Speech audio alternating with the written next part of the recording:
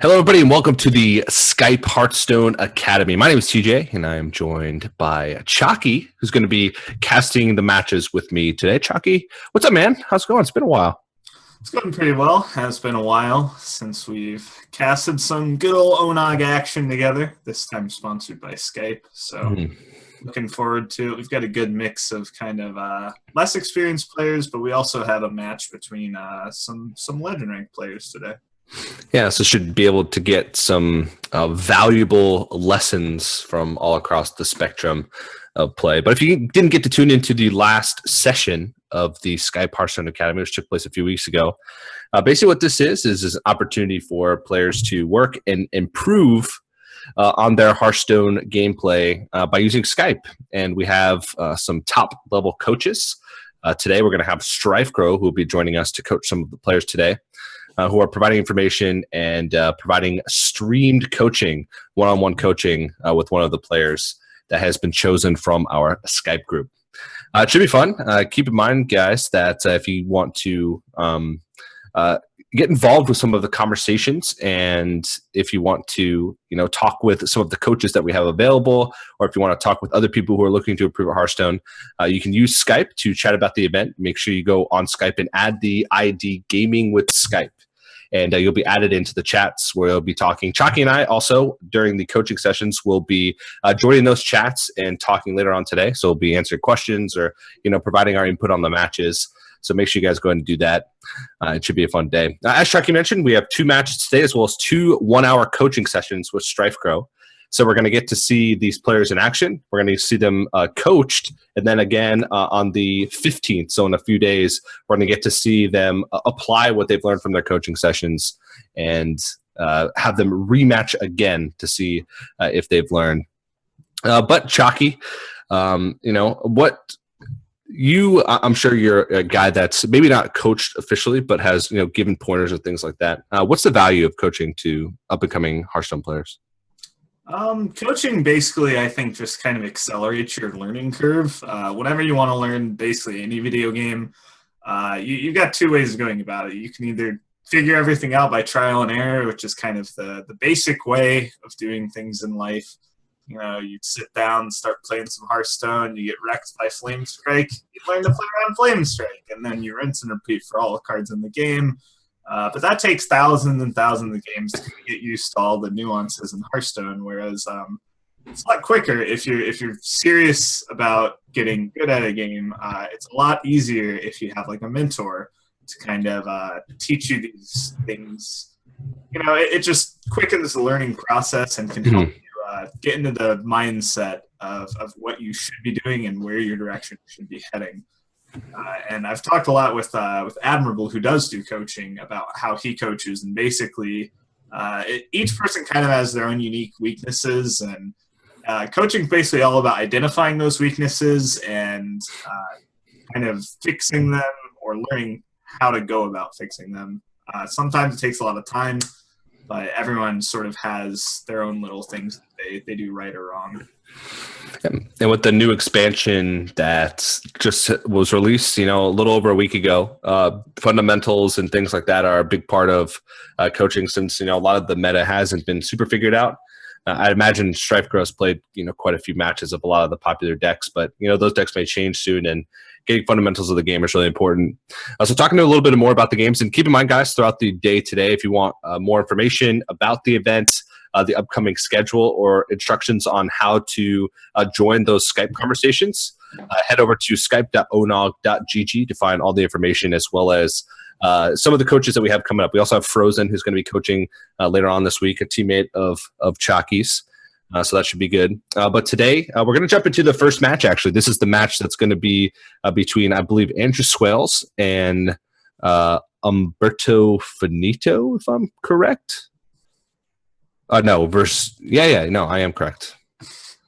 I'm 99% sure. So these guys are, keep in mind, these guys are their highest ranks achieved are ranks 9 and 11, respectively. So these are not top-level legend players. These are players that are looking to improve their Hearthstone game.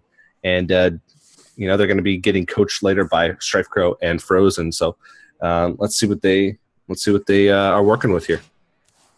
Yep. So off the bat, just kind of looking at the classes they brought, Umberto Finito did choose to bring Mage and Hunter, which we're only a week into the new metagame, but essentially, opinions are already being drawn about, where the strength of each class lies. And Hunter and Mage aren't really up there. Whereas Andy Swales brought Priest, Shaman, and Warrior, three pretty popular decks, three decks that have recently won tournaments over the past weekend. So if you kind of want to make an opinion going into the match, I would say he stands at an advantage based on decks alone. But we'll have to see what the Mage and the Hunter decks are looking like and how well they can perform. Yeah, this is basically an old school Temple Mage, and I say old school, but it's basically like 2 weeks ago is old school.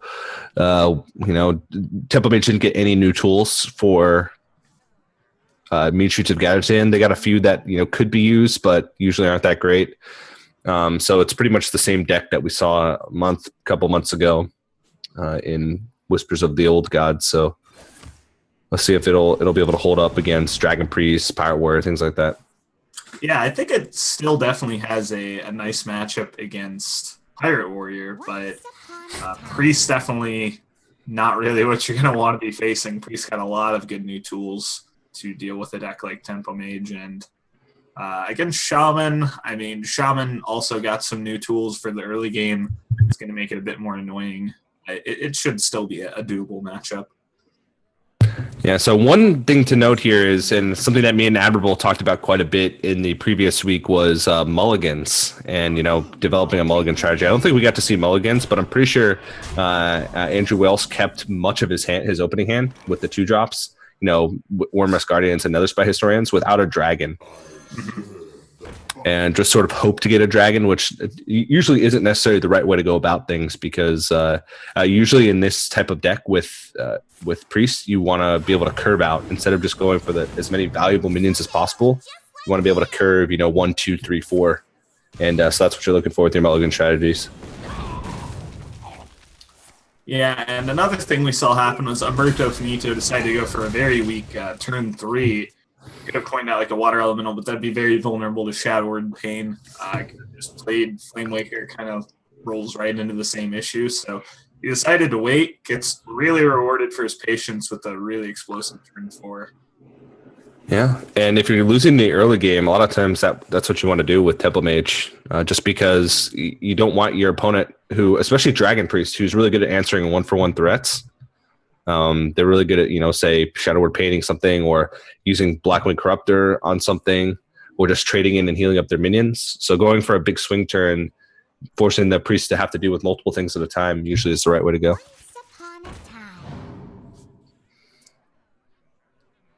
So he went with Netherspite Historian there instead of going for a stronger play with or a stronger minion with like Draconid Operative. How do you like this play? Well, the Draconid Operative just kind of runs into, specifically, like Fireball is sort of your worst case scenario, but even without Fireball, just like sorted spells would clear it really well, whereas the play he ended up going with puts more health on the board, which means something is more likely to stick. And I feel like he just is trying to soak up hits from Flamewaker, get spells used going into this Dragonfire Potion turn, just to clear the board and then start to stabilize, hopefully. So I actually like the play. It just gets more health on board, which means your opponent has to do more stuff to get rid of it all. And if either of these minions survive, it lets him get a full clear with the Dragonfire Potion. Mm-hmm. And it looks like Umberto Finito is going to be able to just run over these minions. I think he's holding this Flamewaker attack, trying to think of what punishes him for not attacking. And Dragonfire Potion is definitely a huge punish, because it would mean a full clear as opposed to having a 3-1 left over on board. Yeah, and 3-1s are pretty annoying for priests. I mean, we've seen some builds choose to play Holy Nova, but besides that, I mean, it's basically just Blackwing Corruptor that lets them pick off damaged minions. Mm-hmm. And I think Andy Wells has to go with the same plan that he had, try and set up this board for previously, and that's to go with the Dragonfire Potion. But actually going to deviate a little bit.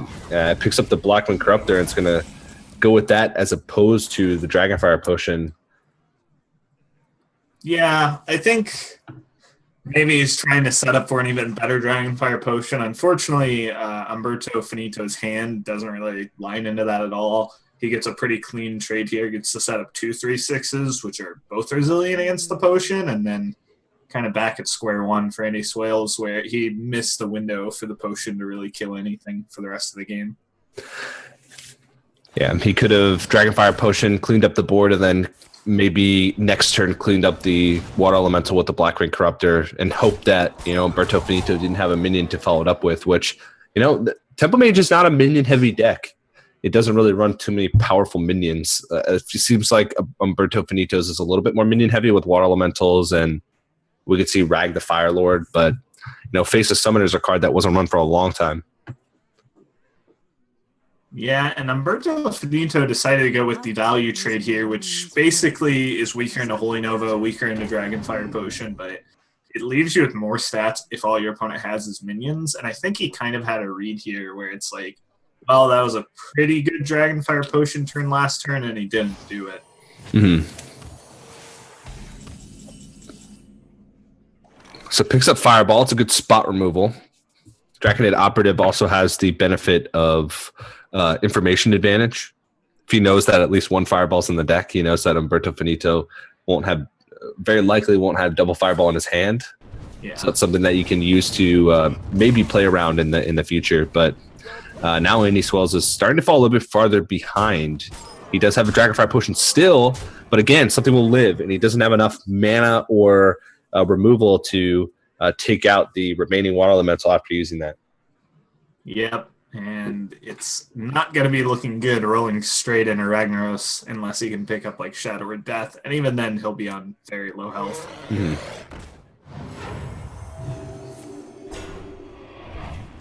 All right, so going with the Twilight Guardian plus Fireball, maybe trying to set up for Dragonfire Potion. Yeah, but it feels like he spent the whole game trying to set up for a good Dragonfire Potion, but he's never going to find one. No, there might be an opportunity if Umberto Finito slams some Ragnaros Firelord here and doesn't trade in his minions, and the Ragnaros shot goes face, then he'd have a full clear, but he'd have an empty board, or a very small board going into a turn where he'd have 6 health. So yeah, so Umberto Finito declining to play the on-curve Rag here decides that it's a little too weak to Shadow or Death. I'm not a huge fan of it. I mean, you do get your 8 damage in regardless, and that's really all you can ask of Rag in the spot you're in this game, where you're definitely the aggressor. You're down a Fireball, you're down a Frostbolt. Really, you're just trying to find a way to get the 14 damage in and in the game somehow. And having your opponent on 6 with a Ragnaros out, it demands an answer. Yeah, your opponent's pretty likely to have the answer. He's been holding the leftmost card for a very long time. Also, he could just play out a bunch of minions. But, when you're the aggressor, you have to be taking lines that put your opponent in a spot where they have to have the correct answers. And with the line Umberto Finito took, it essentially, it drew him cards, but are these cards going to be good enough to end the game when you don't have a lot of burn spells left in your deck? And Priest is a deck that plays removal. Drawing into your minions really isn't helping in the game. Mm-hmm. And he's also giving Andy Swales a little bit more time to potentially stabilize. Now he's starting to get out of range of some of this potential burst that Umberto Finito could piece together. He has already used a Fireball, so he's got 1 left in his deck. And he can clear here with, a Cold Sorcerer, Flame Strike, plus the attack in with the Acolyte of Pain. Yeah. It's a bit interesting that he chooses to pull the trigger on this instantly. I thought it was something that he could hold on to. I mean, with such high health, only staring down 7 damage, I think he could have taken a turn to just draw a bunch of cards there, ping his own Acolyte, Arcane Intellect, and then you have a 5 damage board clear at all times. And Priest doesn't play that many minions with a lot of health. They've got Draconid Operative, which you've already seen one of. They've got Twilight Guardian, which you've already seen one of. And besides that, almost every card in their deck dies to Spell Power Flame Strike. Mm-hmm. Yeah, and these Draconid Operatives are actually He got a fireball from the one that he picked up from Nether Spider Story, and got a frostball from the second one, and now a mana worm from the third one. So, showing the power of this card, giving Dragon Priest a little bit more flexibility in the mid game. Also, just having that powerful body to play on the board. That's also a Dragon activator in your hand has made this deck much more consistent. Yeah, and you can see the spot that Umberto Finito ended up walking into by deciding to kind of get fancy and not play his 8-mana minion on 8. He had the option to get the guaranteed 8 damage in, and now what more can you really want out of Rag? He pretty much still wants it to go face eventually or hit a 5-6, but really kind of the time has come and passed for Ragnaros to be a great card in this match. And you can see his list is very tacked towards sort of the aggressive metagame that we're expecting with Pirate Warrior, Aggro Shaman, and all of that. He's got 2 mirror images, but those are not holding up much against Dragon Priest. Yeah, I mean, he's even got Holy Nova to get past this if he wants to. He can Azure Drake, Holy Nova, and trade in the Mana Worm for a full clear with a pretty powerful board still remaining. Maybe trying to think though there might be he might be able to not find better use for Bookworm, but you play Bookworm here, you're not getting it. You're not putting anything else on the board. You're just healing back up. So yeah, I like just Holy Noving. I mean, you've got the other board clear in your hands, so you should be fine anyway. And the door's starting to close for Umberto Finito, it seems. Yeah, I mean, he's got enough damage left in his deck to do a 1 Fireball, 1 Frostbolt, and we saw a Forgotten Torch come off of the Draconid Operative Discovery. So he's got the damage in there. It's just, he's already played a bunch of his card draw. He kind of hit some dead draws with those mirror images, and like you said, the door is definitely starting to close now. So now I feel like Ragnaros is, the longer you wait, the more you risk running into Shadow or Death. I mean, it's the only Shadow or Death target in the whole deck, pretty much. There's a chance that he might run Faceless Summoner, but it's usually the only 5 attack plus minion. So if he has Shadow or Death, then it's not going to get used until you play Rag anyway. So you're just giving more time to draw into it. But he's finally going to play down, and it does take out the Azure Drake, which is actually a pretty big deal because Dragonfire Potion plus Azure Drake would have been a much better trade. Should Rag hit face, but well, the silver lining for Andy Swales is 20 health, quite a bit safer than 12. I mean, either way, he definitely has a lot of health to play around with. But so I mean, you definitely have to Dragonfire push and trade here. And then I think you're just looking at Twilight Guardian after that. Yeah. No way I'm leaving a Ragnaros up. Yeah. Especially since if he doesn't Dragonfire Potion, he also ends up leaving the... Well, I guess you could Bookworm the Mana Worm and play a Northshire Cleric to try and flood the board. Yeah, but I mean, doing that, you still have to Dragonfire Potion eventually, right? You still have to do it either next turn or later because it's not like, I mean, unless you magically top deck Shadow or Death, right? Like, it's better to play to the hand you have than the one you could draw into. All right. Babbling Book. The Miracle Worker. Not this time. I don't know. It's not too bad. He's seen a Holy Nova. He's seen a Dragonfire Potion. Ooh, I definitely think you should go with the mirror images here. Yeah.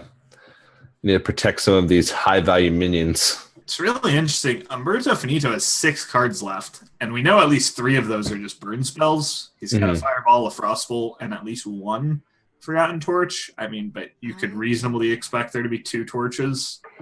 So he's getting to a point where, like you said, the mirror image, it's kind of deceptively powerful here, having seen 2 board clears. Ooh, a dragon was a really big pickup here for Andy Swales. Yeah. Now he could clear off the Flamewaker, draw a card, and develop a 3/6. It's a pretty huge turn there. And I can't help but feel that, if that rag had maybe come down a little bit earlier in the game, that Umberto Finito might be able to be in a little bit of a better position now. He's still got a chance, though. As you said, lots of burn remaining in his deck. So does Azure Drake on board, so he can benefit from the spell power. But, if Andy Swells has literally any cards in his hand that are reasonably playable, it's going to be tough for him to find a way out. Yeah, I think he needed to pick up maybe like draw power into the spells. Mm-hmm. Instead, he just picked up the weakest of all the spells left in his deck. Like if this was a fireball, he could push 5 to face this turn, which would be a lot more powerful. Instead, he's kind of relegated to frostbolting the Twilight Guardian and killing it. Mm-hmm.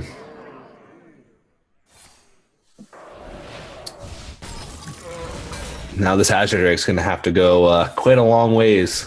Well, there is a guaranteed way to kill it in Andy Swell's hand. He could Potion of Madness the taunt at worst. And I honestly think that's the play you're looking at here. Like, you basically sort of know all the math that's left to be done in this game. You're at 18. Your opponent's got 5 cards. All they have to do is survive. Yeah. And I actually missed the fact it was at 1 health. He can just take the book and kill it. So, yeah. I don't think Umberto's going to have enough damage to end the game. Definitely not killing 3/4s with his fireball. Unless he's got something crazy in part of the last cards of his deck, like a Nexus Champion Surratt or something. Yogg Saron, Hope's End. Yogg Saron is also another option. Yeah. But even then, if Yogg Saron's like his last card, Yogg Saron's pretty likely to draw a bunch of cards. Maybe like Archmage Antonitis might be the out he's playing too. Blood Mage definitely not a valuable card at this stage of the game. Did he ping it himself? Yeah. I don't know what he's searching for. Not even getting to see the last draw. Alrighty, well, Andy Swells takes game number 1, and Tempo Mage, not many players have latched onto that deck since Mean Streets of Gadgetzan have come out. It feels like it gets outperformed by a few of the new contenders.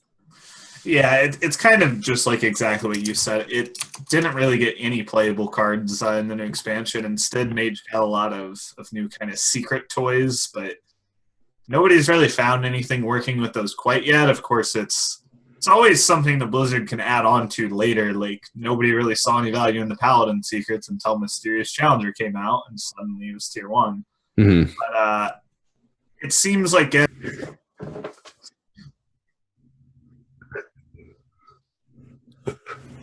Alrighty. Welcome back, everybody. Apologies for the little bit of a delay there. Should be jumping into game number 2 momentarily. Just had a slight technical difficulty, but it's Andy Swells versus Umberto Finito. And Umberto Finito playing a Reno Warlock now, so a little bit more of a currently viable deck, I'd say, over Tempo Mage. Don't get me wrong, Tempo Mage does have some strong matchups against some of the decks that are powerful currently. But I feel like Reno Lock is much better situated. Off the bat, Patches hiding in the hand. And hey, for all we know, this could just be a hand lock. It could be. With Faceless Shambler. Yeah, that's definitely something you don't see as much in Reno Lock. I mean, because Twilight Drake and Mountain Vein are the only targets you really want to hit with it. Mm-hmm. And from Andy Swells, we again see kind of, like I talked about earlier, he's got 3 of the most powerful classes right now in his lineup: Shaman, Warrior, and Priest. In the past weekend, we had the Malaysia Major and also the esports Heroes event or whatever. Esports Superstar. And both of those tournaments, despite one was Conquest, one was last year standing, they were both won by the same 4 classes, which was Priest, Shaman, Warlock, Warrior. And so that is basically, those 3 classes are throwing down the gauntlet. If you cannot beat those 3 classes, you don't have a very viable lineup in this meta. Special shout out to Rogue, which has some very niche counter matchups. Yeah. In the format, there was like, I think 2 players in the top 4 of both events that had Rogue also. Mm-hmm. So. But it seems like it needs the list needs to be figured out more. Pretty much, if you can run Pirates or Reno. Yeah, You're pretty good.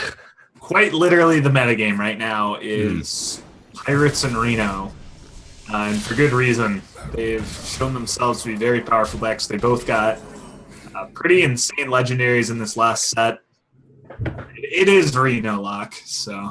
Yeah, and Kazakis is one of those insane legendaries, at least for the Reno variant. It's just such a flexible card in every aspect of the word. I mean, there are some times where you can get screwed over by, the random elements of the potion selections, but most of the time you'll pick up, something useful.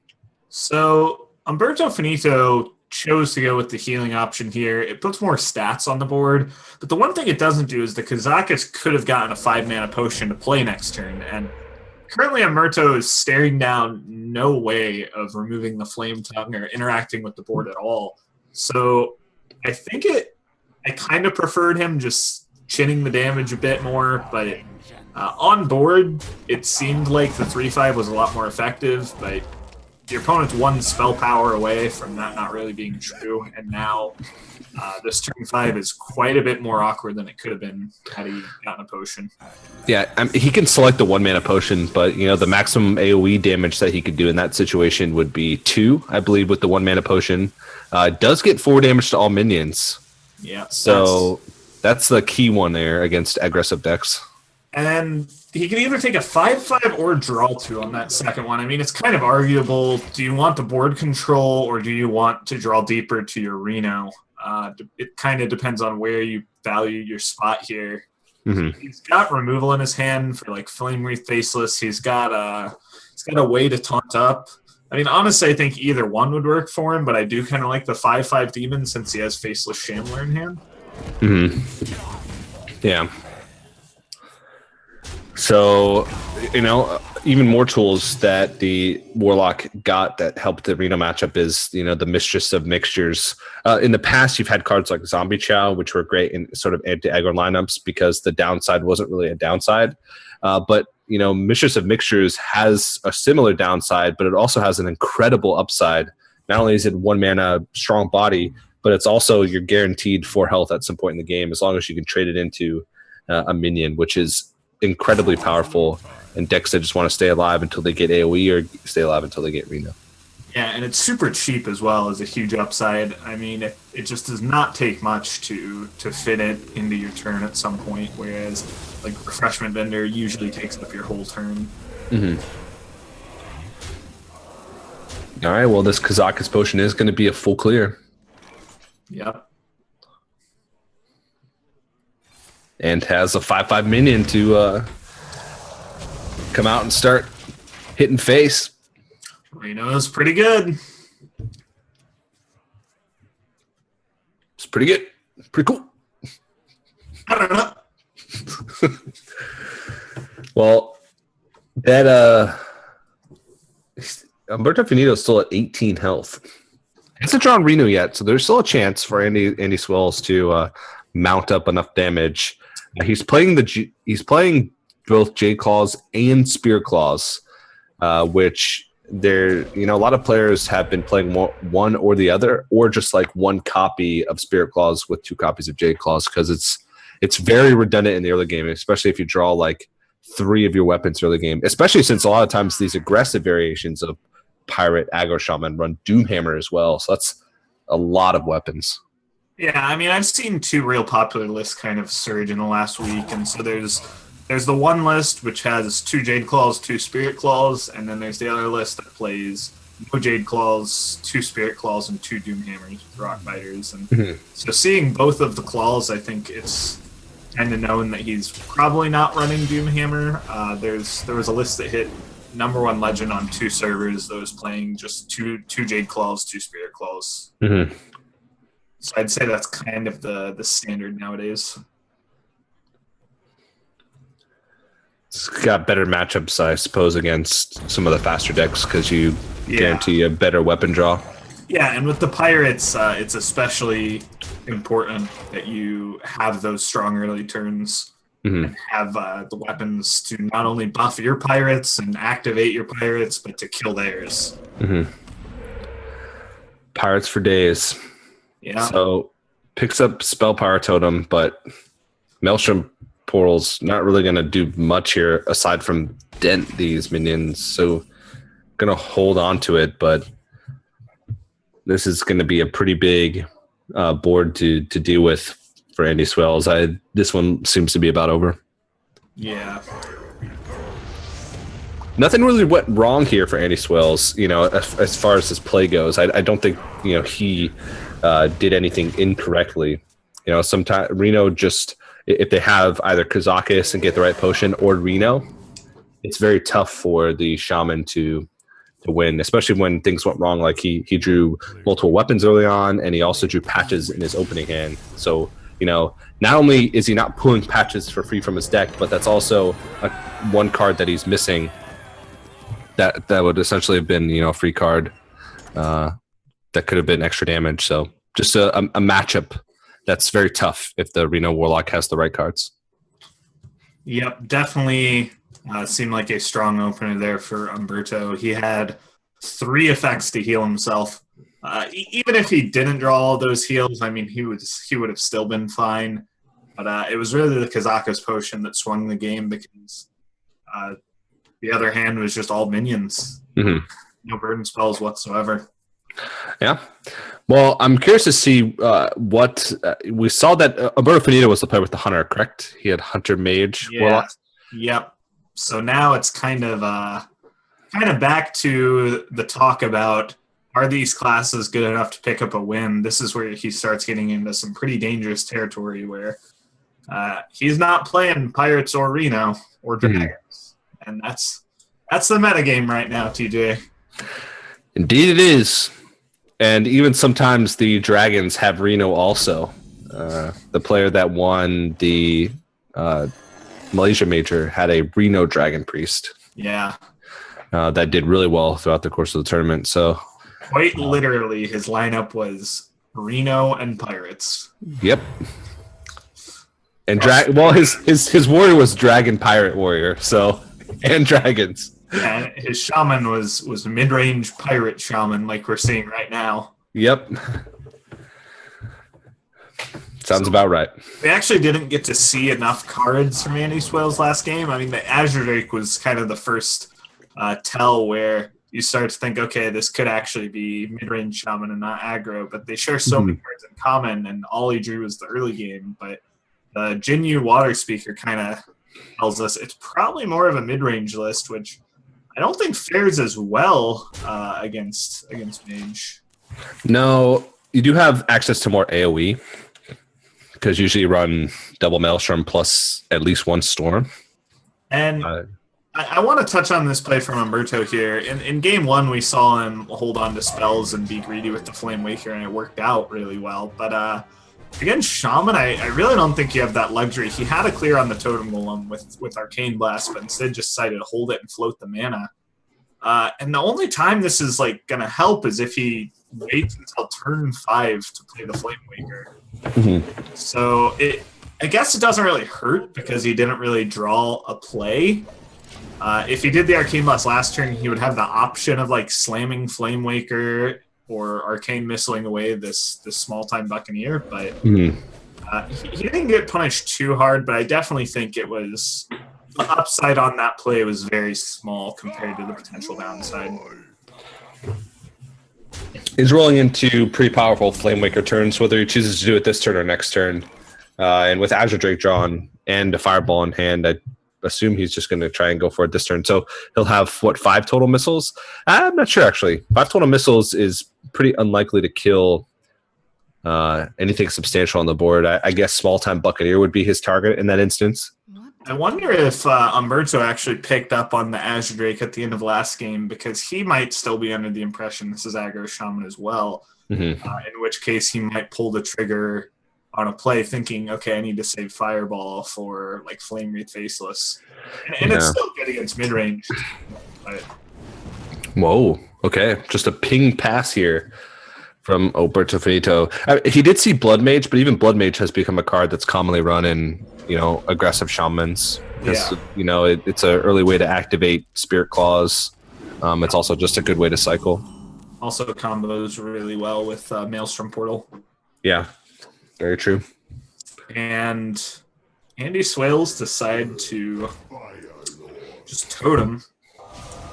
It's kind of interesting. He could have just played a 3/6 on curve. Yeah, it would have overloaded him, but you know, you don't usually play Thunderbolt Valiant on 5 regardless. But his slow play is going to be slightly punished now that he doesn't have anything on board to contest this Flamewaker. Yeah, it definitely gets punished. And I think when you see a mage just ping face pass on 4, you kind of get a tell that they are holding on to Flamewaker plus spells. And in that case, you want to play high health targets. You don't want to make low health stuff that just gets eaten up by the missiles. So I would have liked to see him play the Jinyu Water Speaker. It also would have just buffed his Tunnel Trog for 1 extra damage. But mainly, I think just curving out is a very powerful thing in Hearthstone. Even when it sort of messes up what you want to do, hero power passing is often a very weak play, and you need to have very strong justification for why you're doing it. Yeah, I mean, he does now have a way to clear the board with Blood Mage Thanos plus double Maelstrom Portal. It's kind of expensive, but not necessarily, since Blood Mage will recycle itself, and since you'll get the 2 1-mana minions. And you know, a lot of times you're not really going to find a better use for these Maelstrom Portals in the matchup, since the deck is very spell heavy, as we mentioned earlier. And he is the only, and he is rolling into a lot of minion turns. So, well, he's rolling into Fireland's Portal turn if he considers that, and the Blood Mage play is strong against that compared to like a Jinyu Water Speaker play. But Blood Mage double Portal is always going to clear the board of the Tempo Mage, so I think there's potential to considering Jinyu Water Speaker hero power and just going for the Blood Mage clear next turn, which lines up specifically really well into Ragnaros because you'd have 3 extra small bodies out. Because I feel like this way, if Umberto has a reload, it's not like Andy Swales has a great response to just minions here. True. Unless he picks up like Flame Tongue, that would help a lot. Spirit Claws is okay pickup, but no access to spell damage aside from hero power. So he could go for a Jinyu Water Speaker plus Small Time Buccaneer and have that on board with the Spirit Claws for next turn to try and trade in. Like just try and totem up and get more value out of the Thunderbolt Valiant going into the following turn. But that gives, you know, either way, his most powerful players are playing a 3/6, which don't necessarily trade too well into Azure Drake. Yeah, it's definitely an awkward turn because it's one of those turns where you're essentially passing back into an Azure Drake, which is a scary proposition. I mean, you're looking at 5 damage Flame Strike, which you can play around with your 3/6s, but it's definitely a weird turn. Yeah, I mean, he can totem up, and if he doesn't hit spell power, he can still Jinyu plus Small Time. If he does hit spell power, he can Spirit Claws plus Jinyu. Yeah, I think it's either that or this. Those are the 2 main considerations here. The Thunder Bluff, I mean, it's normally not something you want to just slam a Thunder Bluff into a mage, but when they have to spend their whole turn removing it, like barring a Firelands Portal here, there's really not a great way for Umberto Finito to deal with a 3/6. You get double spell power plus Frostbolt Ping. Let's make magic.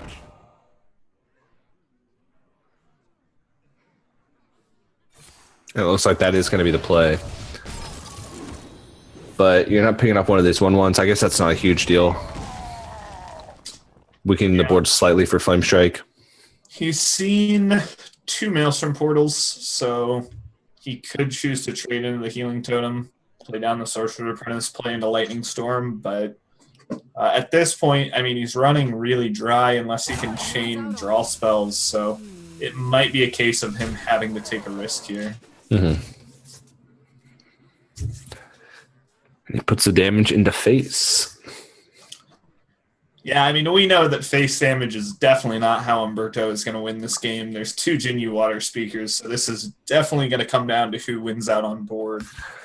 Yeah. Well, last turn may have been the first turn that he realized that it was a mid-range shaman anyway, because that he saw Thunderbolt Valiant, which was the first card that indicated to him that it could be. You know, you might be able to take the hint that, if he misses that many early turns, then he might likely be mid-range, but maybe he didn't adjust his game plan quick enough. I think the biggest hint would just be like the Azure Drakes, but even those can be found in some more hybrid lists. Has he even seen an Azure Drake yet? Yeah, I've seen an Azure Drake in the first game. Oh, I thought he just drew it and never played it. And he played one in this game on 5.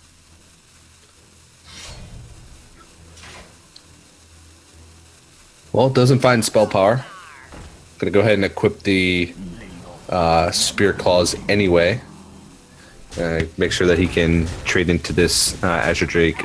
Well, I guess just going to use all of his minions, try and protect his face damage. I guess he saw the attack from the Azure Drake last turn, which may have indicated to him that Umberto had more burn in his hand, so saves the face damage and clears off his minions instead. Let's make Oh, magic. it's definitely the Flame Strike turn. Not the prettiest, but hey. Gets the job done.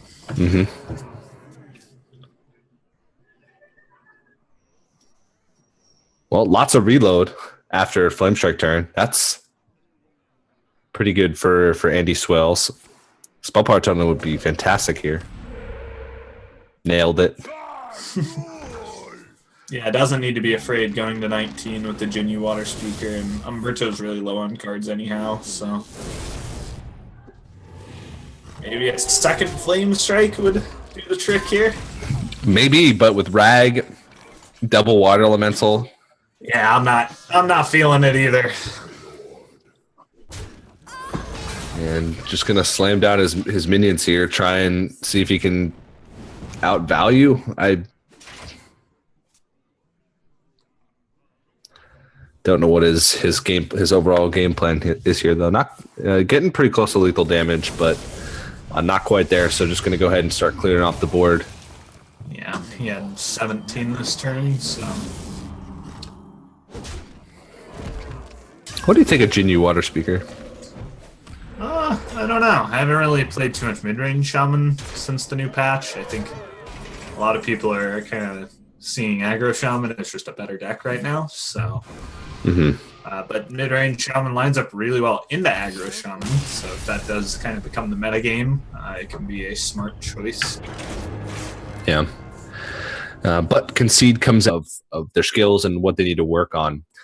Later on in the month, so that's December 19th, 20th, and 21st, all of the coached players will return for a tournament where the coaches will take the players and try and defeat the other coaches' players. And that'll be for a prize pool. So this is all sort of leading up. These players are working on their game, trying to improve, utilizing their coaches as a resource, all leading up to that tournament that's happening later this month, which will have a prize pool. So the coaches should be watching closely and seeing what these guys need to work on. Umberto Finito has Frozen as a coach, and Andy Swills has StrifeCro as a coach. Andy Swills' coaching session will be on stream after this match, I believe, and then Umberto Finito's coaching session will be on stream on the 15th of December, so in just 2 days. And then they'll rematch again once they both had their coaching sessions. They'll rematch and see what they've learned, and they'll have an opportunity to switch up their decks and things like that. Yep, so we will see Umberto Finito's Hunter deck. Currently 0-2 with Mage. We'll have to see if Hunter can perform a little bit better. I feel like if there's going to be a shaman a hunter deck that's going to be decent in the meta game, it's the Beast Hunter with shaky Zip Gunner and the Trog Beastmaster, I think it's called. Trog Beast Rager. Beast Rager. Oh man, I haven't seen many hunters recently. I played it at the very beginning. Yeah. The first couple of days because I was super excited about some of the new cards. Don Honcho.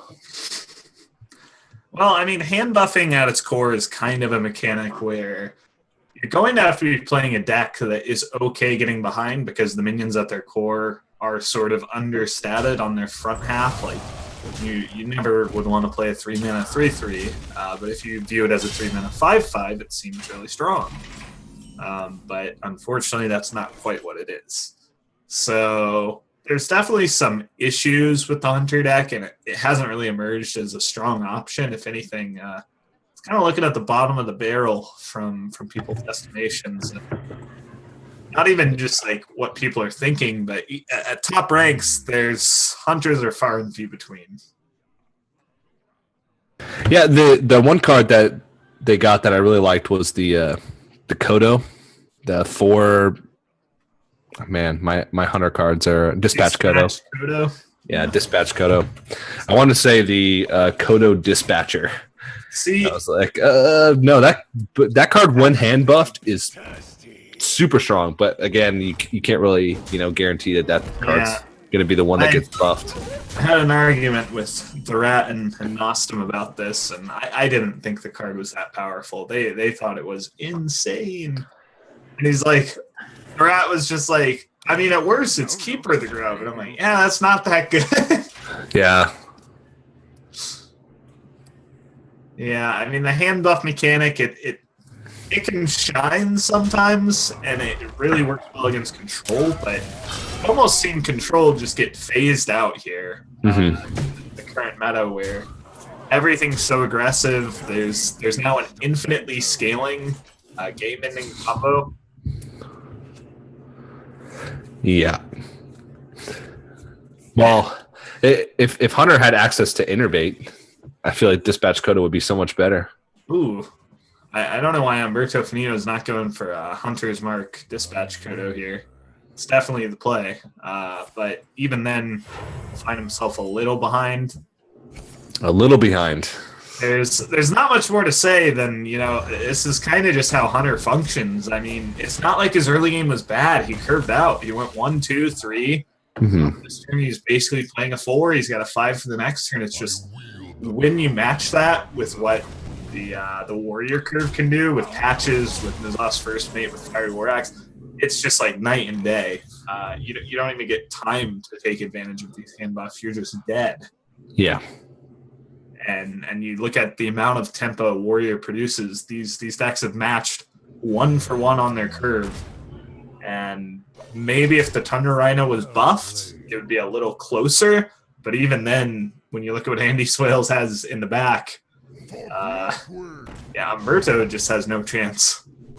Yeah, that was a pretty brutal beating there that this Dragon Pirates warrior deck. I feel like this deck is super powerful. We're going to be seeing a lot more of it. People were all in on sort of the pirates, the pure aggro pirates from Warrior, but the more mid-rangey style of pirates with dragons means that you can stand up a little more against decks like Dragon Priest, which the aggro pirate variation struggles a lot with. Yeah, and so I feel like that match is kind of an illustration of how vicious the current meta kind of is, looking at like tier 1 versus the lower tier of decks. If you're seriously looking to win right now, Hunter not a great choice, whereas Warrior is certainly a very powerful deck. That's something that it's not even really a thing you can go back and look at how did you play that game, but your deck was pretty much definitively weaker. And if you're looking to win, that's one thing that you have to. That's kind of like the base level of where to start. Well, Andy Swales takes the series 3-1, so a little bit of confidence boost for him moving into his coaching session. So that's the end of the first match. Next up, we're going to move into the first 1-hour coaching session with StrifeCro, and I believe it will be Andy Swales going out first in his coaching session. So that should be very interesting to watch. Make sure if you want to chat about the matches or chat about the coaching session or, ask some questions to some pro players and some of the coaches that we have available, you can add the ID Gaming with Skype on Skype. So if you don't have Skype, you can download it right from our portal, skype.onog.gg, and add the ID Gaming with Skype as a contact. They'll add you into the chat. And again, like I mentioned, there's a bunch of pro players hanging out there. There's some of the Gamer Sensei coaches in there. We partnered with Gamer Sensei to help provide coaches like Astrogation and Racy and Deathlore. Also, me and Chalky will be hanging out there. So if you want to ask, yay! If you want to ask me or Chalky some questions, we'll be hanging out there for the rest of the broadcast today. And we'll also be casting one more match later on against our legend players who are going to be receiving coaching. So in the meantime, we are going to have to go to a very small break while StrifeCro gets set up with his students. But don't go anywhere, guys. Coming up next is StrifeCro with his first 1-hour coaching session.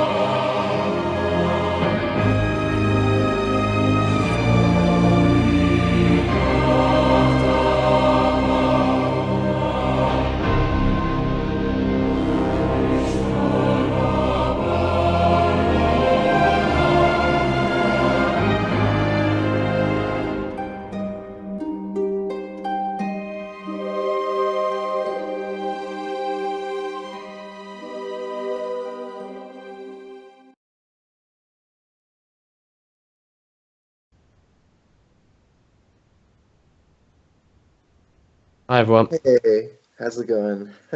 So I guess we're officially on now. Mm-hmm. Just after we got done with this, I don't know, long setup here. So I guess we're gonna start. They're gonna play Dragon Priest for us. Yeah.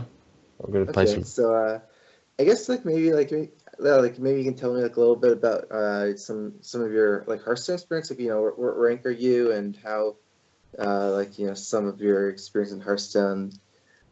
Well, my highest rank that I've had before was rank 8. That was last season because I'm at university now, and so I haven't had since I started university. I haven't had much time to play at all, and I've only been playing for a few months.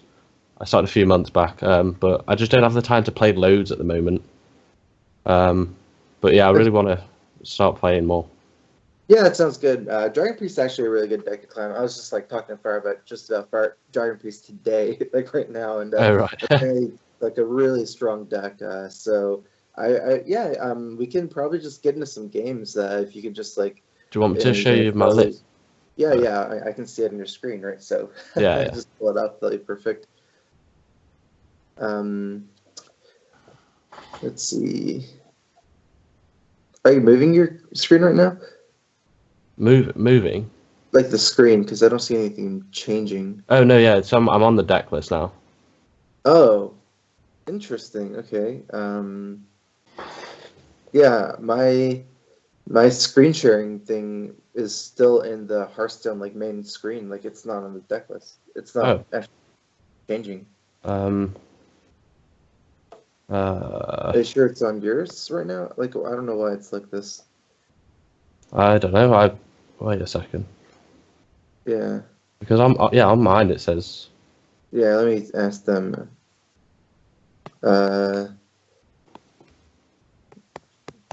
Is in this video right now in Skype it's your screen? Because yeah, all I see is the Hearthstone like main screen here. Oh. And it's like stop sharing, and it's like like me or whatever you see it, but it's like a screenshot. It's not actually moving.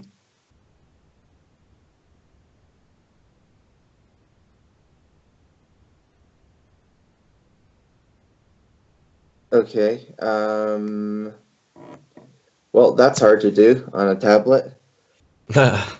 Sorry. And okay, so I mean, yeah, I could go in game and spectate, but then does that work in the background of Skype? Like, I could just boot a parse down. We'll see. Can you guys still hear me? Yeah, I can still hear you. Okay, I guess I'm gonna load up Hearthstone. Okay. Yeah. You might have to add me, or I guess I'll add you. All right. I'll put my battle tag in the chat on Skype. Okay. What's the number?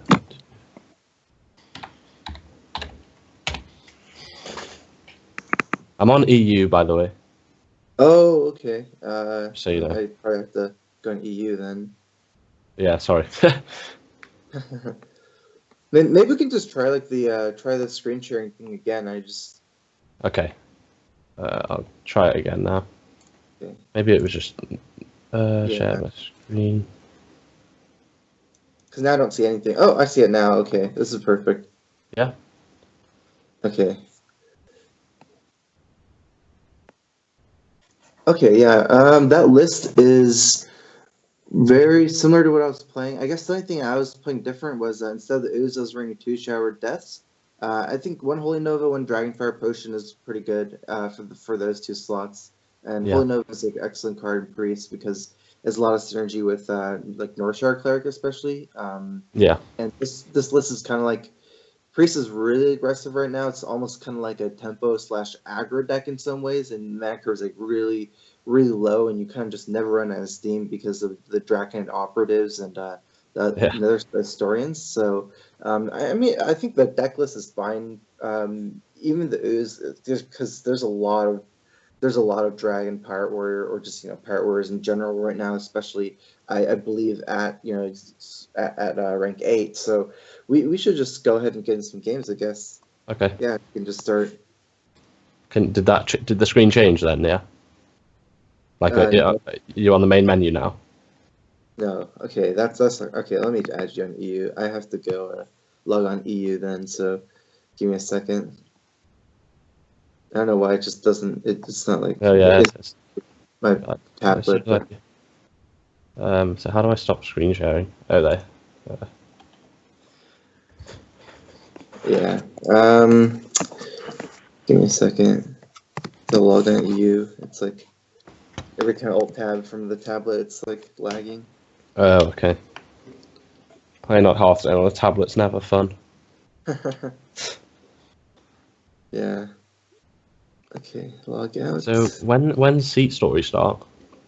This story is starting in, I believe, ETA somewhere around 2 days. Like it's between 2 and 3 right now. It's the kind of story. It's like in the middle of the night right now in Europe. So Yeah, it is. Yeah. yeah. Okay. It's in Germany, right? Yeah, it's in Germany. It's a pretty cool event actually. I saw like some of the preliminary setups. It's gonna be really cool with their environment there. It's like all Christmassy. Oh right, yeah. I remember watching the last one. I really enjoyed the last one. Yeah, Seat Story is it's like one of the most entertaining tournaments, definitely. Is it like an invitational one? Is it? Yeah, I believe. Yeah, it's an invitational. Technically, there's like a lot of people invited. Seat Story usually has like somewhere around 32 people, but Oh, okay. yeah. Okay, so I think I'm logging in Europe now. Can you like give me your info on Europe? It's in the chat on Skype. Okay.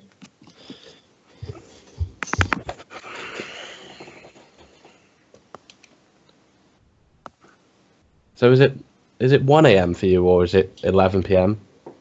Are you an hour ahead or behind me? I can't remember. It is. Wait, give me a second. 2769. Yeah, sorry, I'm trying to remember the thing.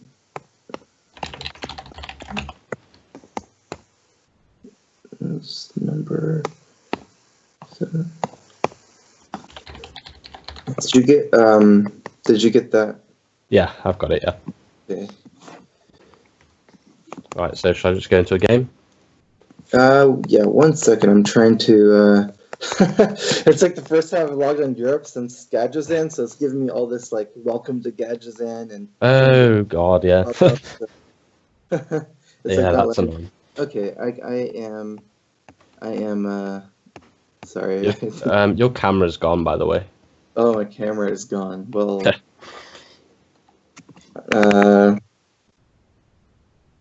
Oh, okay. Okay. Yeah. Okay. I can spectate you when you're ready. Okay. Yeah, I'll get into a game now. Okay. Cool.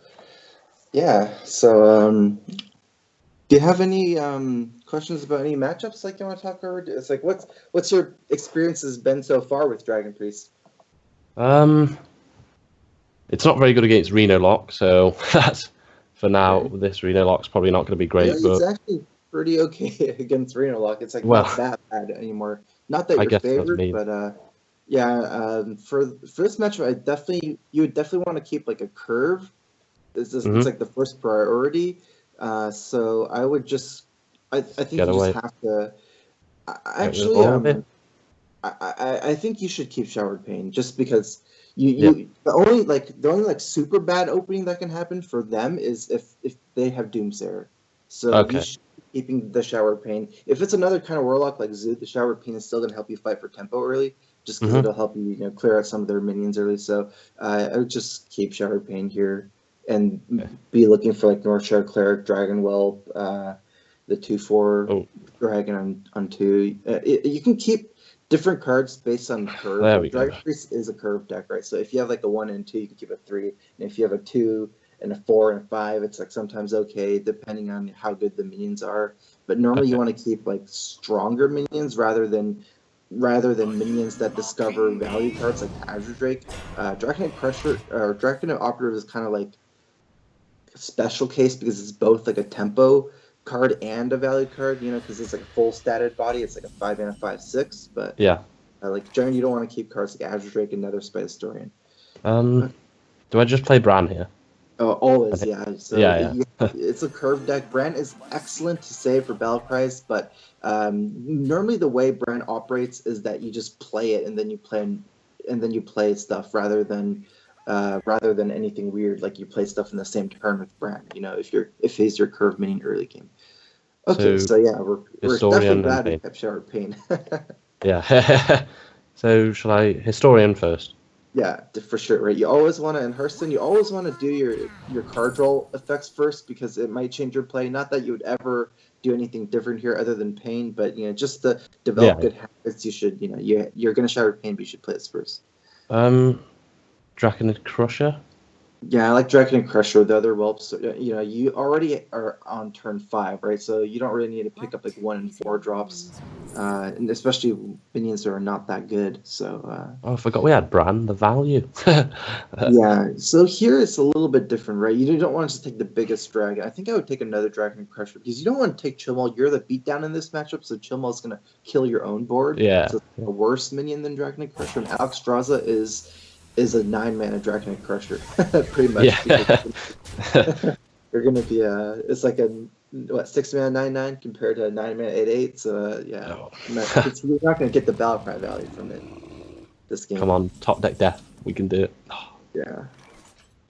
It's okay. We got the taunt.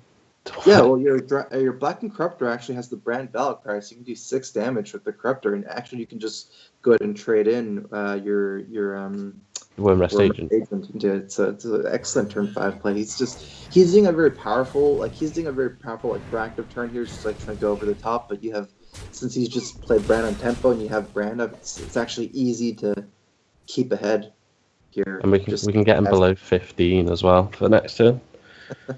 Yeah, you can actually what is that, 12/12 off Crusher sometimes here. Yeah. 5, 6, 7, 8 damage. Okay, so you want to think you have an opportunity to go for it if you choose to, by going all face and then double activating the operative, but you don't get to clear his minion. I actually think that's excellent play still. It's just too big of a difference, right? To go from say something like a 6/6 to a 12/12. So even though you're not taking the value trade here, which you normally do because you can play around cards like Shadow Flame, but it's better to just go ahead and put him down. You better hope he's got Siphon Soul. Yeah, exactly. Now you have a minion that and can then just one-shot him. Yeah. If he Siphon Souls, he can't Reno, so that's always like. Yeah. Eventually, this matchup, it's like you can just kind of keep going. Oftentimes, because concede some of your battle cries with Bran, you just never run out of stuff. Okay. That worked out. I really don't like Dirty Rat. I played some Reno Lock, and I just didn't like Dirty Rat, probably because I can't time it well. Dirty Rat is a very high skill intensive card. I've been having very good mileage from Dirty Rat, but it's a card that you need like a very extensive knowledge of the metagame, and you need knowledge of the matchup, because it's not a card you play on curve. It's not like you play Dirty Rat in 2 almost ever. It's kind of like you play out the game and you memorize like what cards they've played and what cards they could have, and you're kind of timing it in certain situations. So yeah, it's one of those kind of cards. Okay, so this is a Priest Mirror. Almost every matchup you are keeping a curve. There are some things better and worse in certain matchups. So here, you want to think about like in Priest Mirror, most other priests are Dragon Priests as well. I would say something you think about is you want your minions, like a lot of the Priest early game minions deal 3 damage. So if you have like 4 health minions, excellent. Here I think I would keep just the 3 minions and drop the Shower of Death. It's actually a very bad card in this matchup. Not a lot of dragons can get death anyways.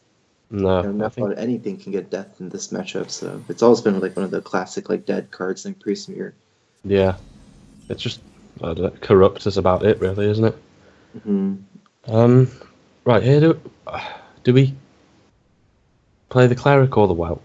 You should definitely play the Whelp first, because you just have like a stronger minion with the Twilight Whelp, right? And you're not really looking to like bump into anything and heal anytime soon. Even if you did, like say in a matchup where you wanted to do that, you could still play Northshire and then trade your guy and then coin the hero power to heal the draw, right? So you'd rather just have the stronger minion. So yeah, you want to have a very similar play style of the last game here.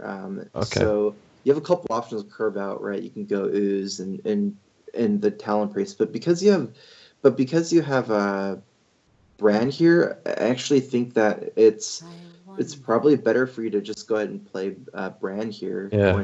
because you can get the battle cry from Talon Priest, and you're one of these curve decks, so it isn't like Dragon Priest. You just want to ask like a lot of questions, like do you have Dancer, do you have Shatter Opinion, or do you have everything? Because every time they don't have it, then they're just gonna start pulling super far ahead. Okay. And I think you should definitely just go ahead and play Bran. Yeah. Oh. Yes, they have a lot of 3-attack minions. Like all their first minions are 3-attack. Like this minion, and then next turn, very likely he plays Twilight Guardian at 3/6 taunt. So if you can just like pump the minions outside of range of that, so I'd actually think that you should be playing Talon Priest on your 2/3, so that you can just go ahead and trade into this guy and keep all your guys alive. Okay. Yeah, there's actually not a huge difference between Bran being at a 2/4 and a 2/1. Like ultimately, I think he's still very likely going to survive here. Yeah. Yeah. Okay. Because not many people run things like Holy Smite or anything, do they? So. Exactly. It's a very rare card to see. And now you have a card that lights up with Bran, so it's perfect because you can play that Historian, and you very likely heal. Actually, no, you can't heal Bran here, unfortunately, before attacking. Operative. Operative. It's the Every best time. card. Like, Yeah. This is why the deck is it's a deck. It's so good. For this in one, I my would probably sorry. play Chromagus. Chromagus. Okay. Yeah. So now, And now, let's see. You can't really hear Brent upright still die, so you can just. I think what I would do is just like kill it with all your stuff, like triple trade in and play the ooze.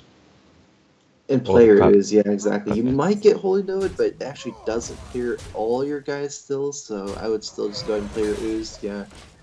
Like, okay, so the one thing you want to think about is like some breakpoints in this matchup. Like 3 is a nice breakpoint for Blackwing Corruptor here. Ooh. Okay, get Holy Nova, but like, you kind of want to like if you have a lot of guys at 1 health, you can just trade them into his next minions, right? Okay. So like, you don't really need to heal them. You want to heal like them strategically. Yeah, that's excellent. When you see a card like Execute Evil in Priest and the fact that he didn't have like a super good curve, you might want to. I think I would have a read that maybe he's playing Reno. Yeah, it seems more like it's. Okay, wow. So those are some really good to discover. So that's his deck, huh? So he's playing some kind of priest. Let's see. I think it's definitely between Bran and Ysera. It depends how good the value of each is. Looking at everything here, Bran is really good, but I think I'd just take Ysera. I mean, this is a slow, grinding matchup, and Ysera is a king in those matchups. If you still had another Draconid Operative in your hand right now, like a second one, I might actually consider Bran, because you have a curve going to your next turns. Like you can play Azure Drake and Wormrest Age in turns like 6 and 7. You can probably find stuff to do, and then turn 8 you can play Bran and another Operative, which might be more value than Ysera, because you can just get more Yseras or whatever. But yeah, with this hand, you only stuff really is like Azure Drake and Okay, thanks. Right. So yeah, I don't have an easy value trade. The healing hero powering it is something I think about with Northshire Cleric first, and then you can maybe throw down the one stage onto that. Okay. That sounds like a pretty good plan. Hide behind the taunt. I like it. Yeah, and get the card troll. So yeah, just play Wormrest and go face. Yeah, exactly. If you can get one more, see, this is what I'm saying about the breakpoints. Like, if you can get one more heal on your Dragon Operative, so next turn, if he trades in, and then you can heal your Operative still, and it doesn't die, you can heal it to 5/6. You can actually trade in without losing it, right? Yeah, so this will buy you the turn. The taunt is buying you the turn you need to heal enough potentially. Yeah, definitely Reno, isn't it? Surely. I think it's very likely. You actually have a Potion of Madness. But yeah, should we Potion Madness the Wormrest into There's a lot of things to think about, right? Like if you ever have like one Northshire Cleric up and then draw another one, if you can get like heal, you get double draw. Unfortunately, you'd have to be healing his minions, so I don't think you can go for anything like that. Looks like here instead of doing something really fancy with double cleric, I think it's better just play Azure Drake and see what happens. Very likely Potion of Madness after. Yeah. Oh, nice. Another one. It'd be too weird. Yeah. So yeah, just send us into the 5-1. Yeah, exactly. Let's see. Next turn, you're on turn 8, right? So you have an 8 and a 9 drop for Magus and Ysera here. So I would actually just Play the probably throw down the Northshire Cleric here because you don't have mana for the next 2 turns to play him later, you know? Like, even though he only costs 1 or she only costs 1 mana, you don't even have 1 mana to spare for the next 2 turns. Okay, yeah. Yeah. That's the sort of thing I don't really do. I don't really like think about like. You might get 2 cards if he heals his guy. Oh yes. I Oh. thought I was like messing over it from what he was doing. Okay, let's see. You might consider some other moves because Shard Pain and trade bumping in is pretty good. But let's see. Okay, so he hasn't used Shower of Death yet. So Chromagus could get punished. He has the board advantage, right? So if you play Chromagus and you get Shower of Death and he trades for everything on board, you pretty much have lost complete board control. So it might be worth it to play Operative. And you should always do your draw first. So Operative ping. So Operative before the ping, yeah. Well, that's another Ysera. I guess you take it, right? It's a grindy matchup. You're already going to turn 9 and so pain this. Yeah, pain and then play your Twilight Whelp. Ultimately, your tempo deck. You know, when you have 2 Yseras in your deck, you can just say you don't really need to play conservatively as far as saving minions in your hand or anything. You know, you're never running out of steam with double Ysera. In fact, I don't even know it's possible to. I know. Against Priest. It feels it's just way too much. Wow. Oh, the combo. I think he is a Reno deck, right? It feels he's got all these weird cards, and he hasn't played any duplicates yet. No, they're all been one-offs so far. It's nice to know he doesn't have his error as well. Yeah. Yeah. So Chromagus is more dangerous than Ysera, right? Because Chromagus can get death. There's very hard to get death. Ysera's very hard to get killed. They also play on curve better. I would just slam down Ysera here to play around Shower of Death. Just a stronger body too, kind of stronger. I mean, 6/8 might be better here than 4/12 technically, but you might rather have a 6/8 because the trade zone is board better. But yeah, you need to play around Shower of Death. Entomb is the thing as well. It's just you can't if you can afford to play around either one can get it entombed, right? So you might as well play around the death. Oh no. This happens actually a decent amount where you just chain to them. Yeah. It's happened to me before. Oh no. It's just unfair how a Reno deck can generate that much value. Yeah, exactly. Okay, so you want to... Okay, so one thing that's probably happening here is you're going to dream the Twilight Drake. You don't want to dream the 5/6 guys because that's another battle cry. I think dreaming Ysera is pretty good and bumping a 3/4. Like the other play is to set up Draken Operative and trade in and Holy Nova, but the thing is, I feel like that's not as good as the Ysera move, right? It's just because your Draken Operative is a weaker minion than Ysera, the body is weaker, and you're killing the same amount of minions, pretty much, right? You're just killing 1 minion either way, so I don't think the Holy Nova is really that relevant. Okay. So I like just slamming down your Ysera number 2. And straight. Yeah, I guess this is a battle between the Imbas, Ysera versus Draken Operatives. Yeah, it's actually another cool thing is he has 2 5/6s here and you have 2 4/12s. So if you think about it, if you double trades into your Ysera, you can Holy Nova them both down because they're both at 2. So you're setting up very well for the next turn. Actually, I've never seen this before, so new for me. But if you have multiple Yseras, apparently Ysera Awaken has a lot of synergy because you don't kill either Ysera.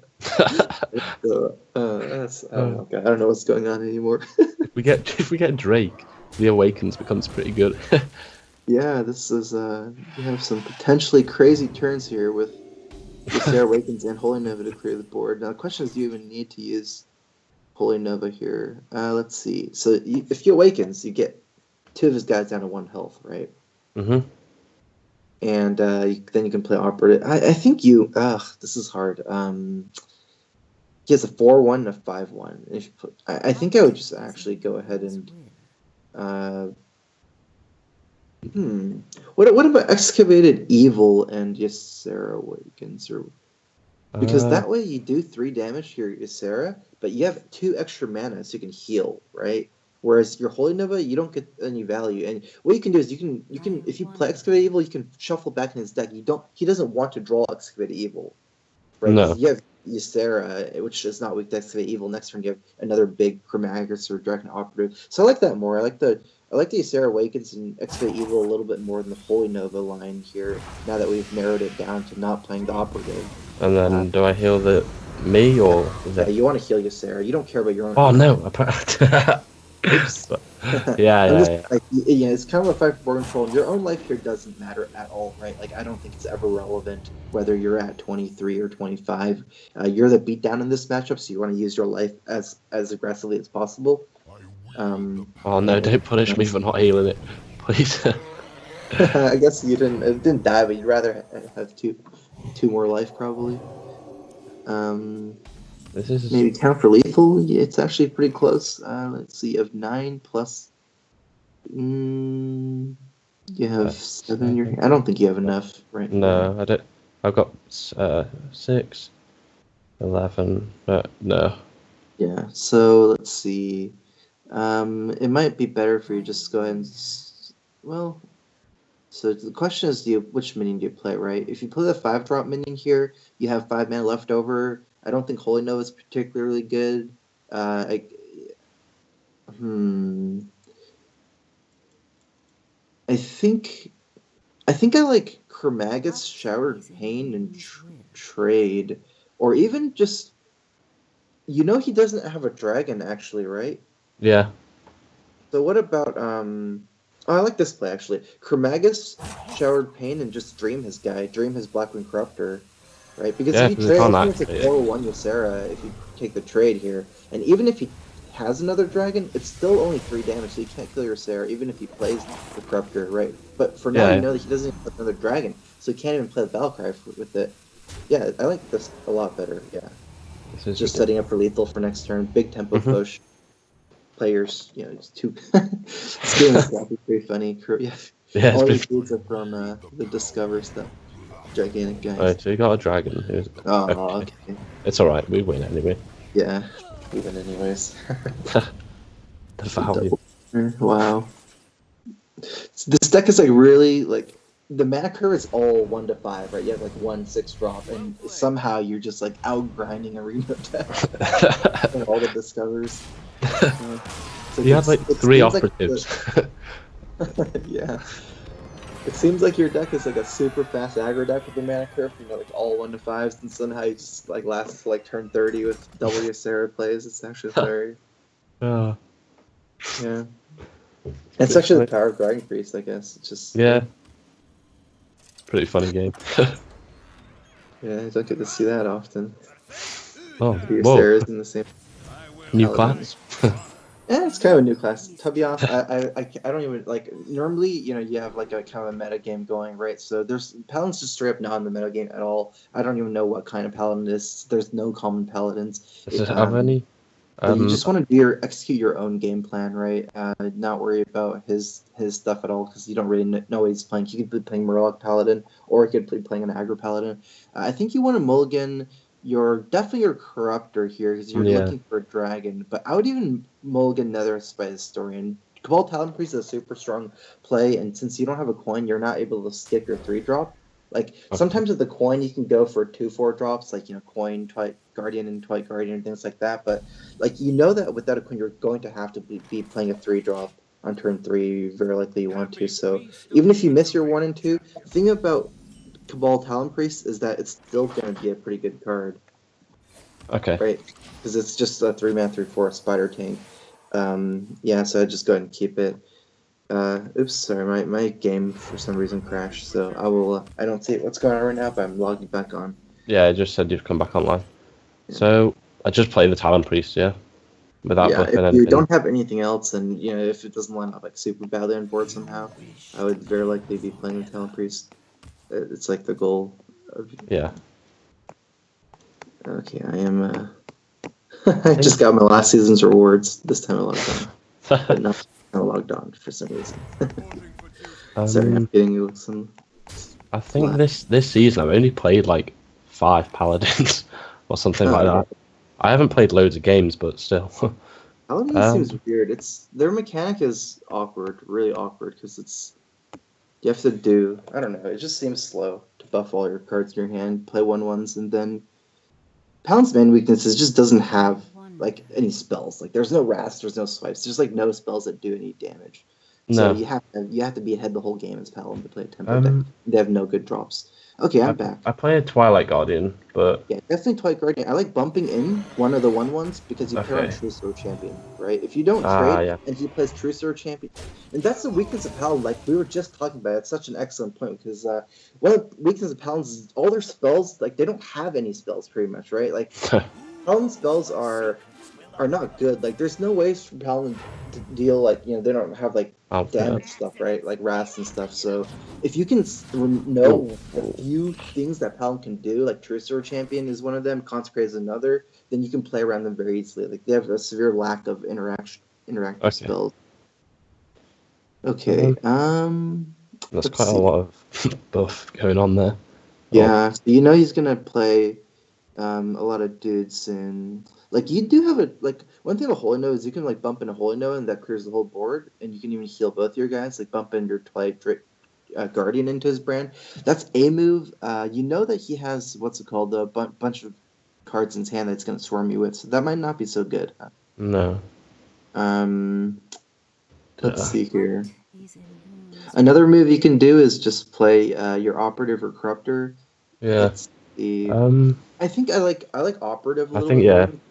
Corruptor and just double trade for brand because I'll explain that later, but let's go ahead and try to Keeper of Old Man probably and just trade for the brand, definitely for the brand. Okay. Yeah, we don't want brand staying. The reason what I want to explain here is that he's very likely playing a lot of minions next turn, right? So your 3/1 here, it doesn't matter whether you have a 3/1 or 3/3 because you can value trade up your 3/1 into one of his minions, right? Okay. It's okay for you to take some extra damage on your Cabal Talon Priest, whereas if you went ahead and Blackman Corrupted here, you would just save 2 health in your Cabal Talon Priest, right? Or something like that, which I guess doesn't really matter. No. That's what I'm saying, yeah. Yeah. Now your 3/1, you can just trade into the 6/6 and Corruptor that. And you have a strong because you played your Operative this turn instead of wasting the Bellcry. That looks pretty good. Let's see if there's something else first. Yeah, might as well use our time bank a little bit. Okay. It's like my first intuition, but I still want to go over all the options. Okay, yeah. Yeah. I think that's another thing I do as well. I play too quickly a lot of the time. In the stream then I didn't because, I don't know, I was nervous, but... I think that looks good to me. You have a brand combo with a lot of your stuff too later, but you can probably, like, as you get into late game, you can combo brand on the same turn, so you don't have to do that now. Like, you don't have to pre-play your brand.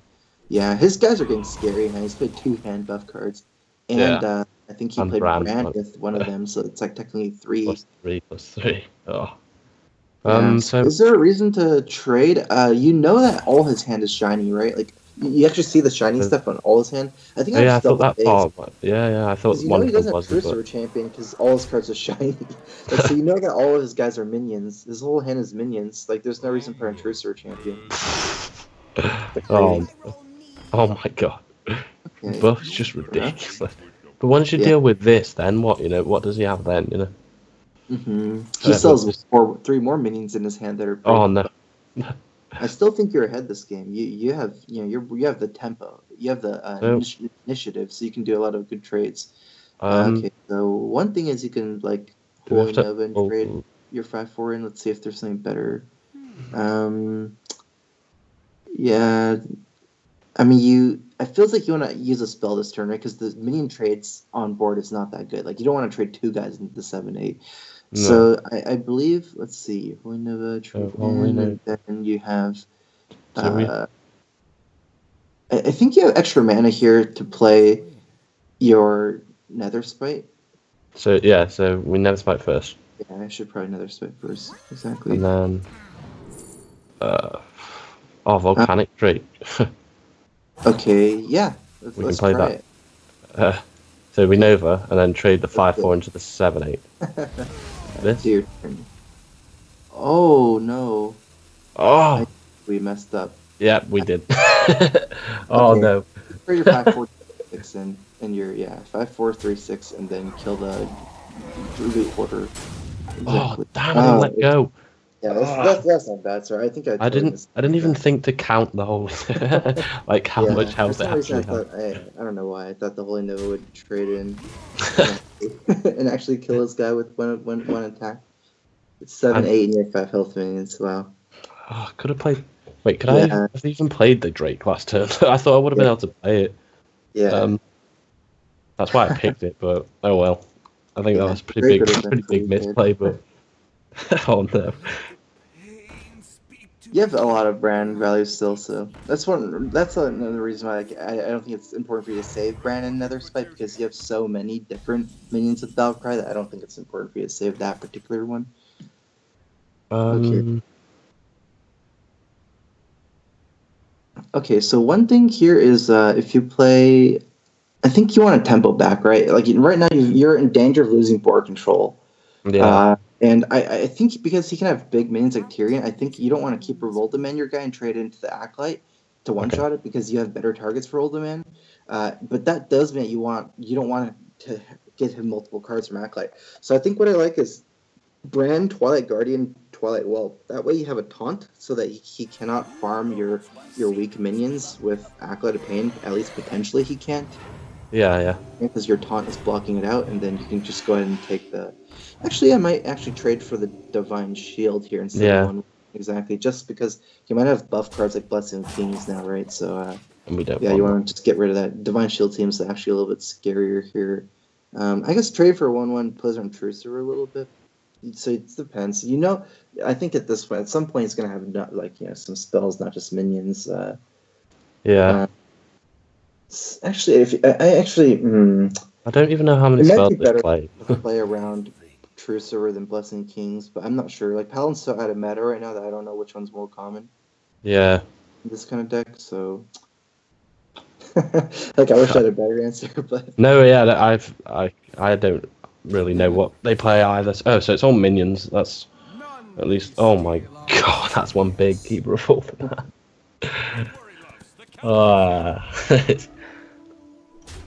you're actually okay, I believe, because you can ult demand the 7/8, right? Yeah. So his board is not that scary. In fact, if he's leaving a Brand, you have Brand Azure Drake to refill your hand, and then you can just ult demand a 7/8. That's probably a good card in this matchup. I don't think you're ever going to play Volcanic Drake this turn because you can't die. So let's do the draw first, Azure Drake. Yeah. And then just all the man the 7/8. Yeah, on the 7/8. Dragonfire Potion is a card that definitely changes how you want to play. Yeah. I would just go for full board control. I think he's actually the deck that's all in on you. Like, basically, you have the better late game than him, I think. So you shouldn't be going face. I think you should just be trading so you can take the... I would try to keep your brand as healthy as possible. So use your brand to kill Acolyte and use your 2/5 to kill the 3/2 guy is better. Yeah.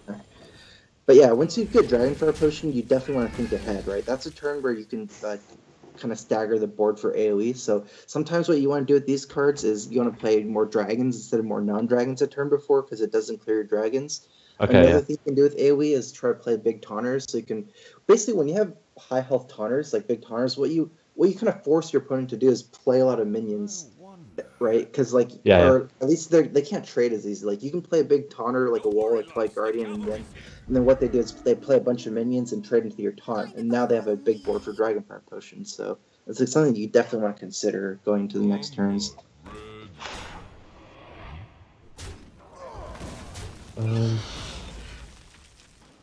Dragonfire Potion does 6 damage with Azure Drake, something to consider as well. So, right, before we AoE, let's make sure we count. You can just one thing is you can trade in your what's that card called Keeper Voldaman and Dragonfire Potion that clears the board. Doesn't break. That looks pretty good to me. Yeah, and we have counted it this time. Volcanic Drake for free with that play too. Yeah, I like that. Yeah, this is what the card is made for. So knew it the board doesn't clear your own dragon. Perfect.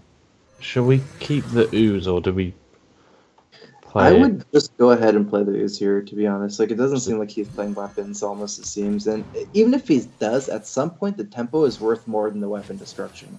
Because, like, say he plays Trucifer here, and he's at 16, he almost doesn't have the life to swing. You have 13 damage on board. Keep that in mind, right? So, Yeah, like, yeah. it's almost just like Trucifer still, he takes the damage from swinging, yeah.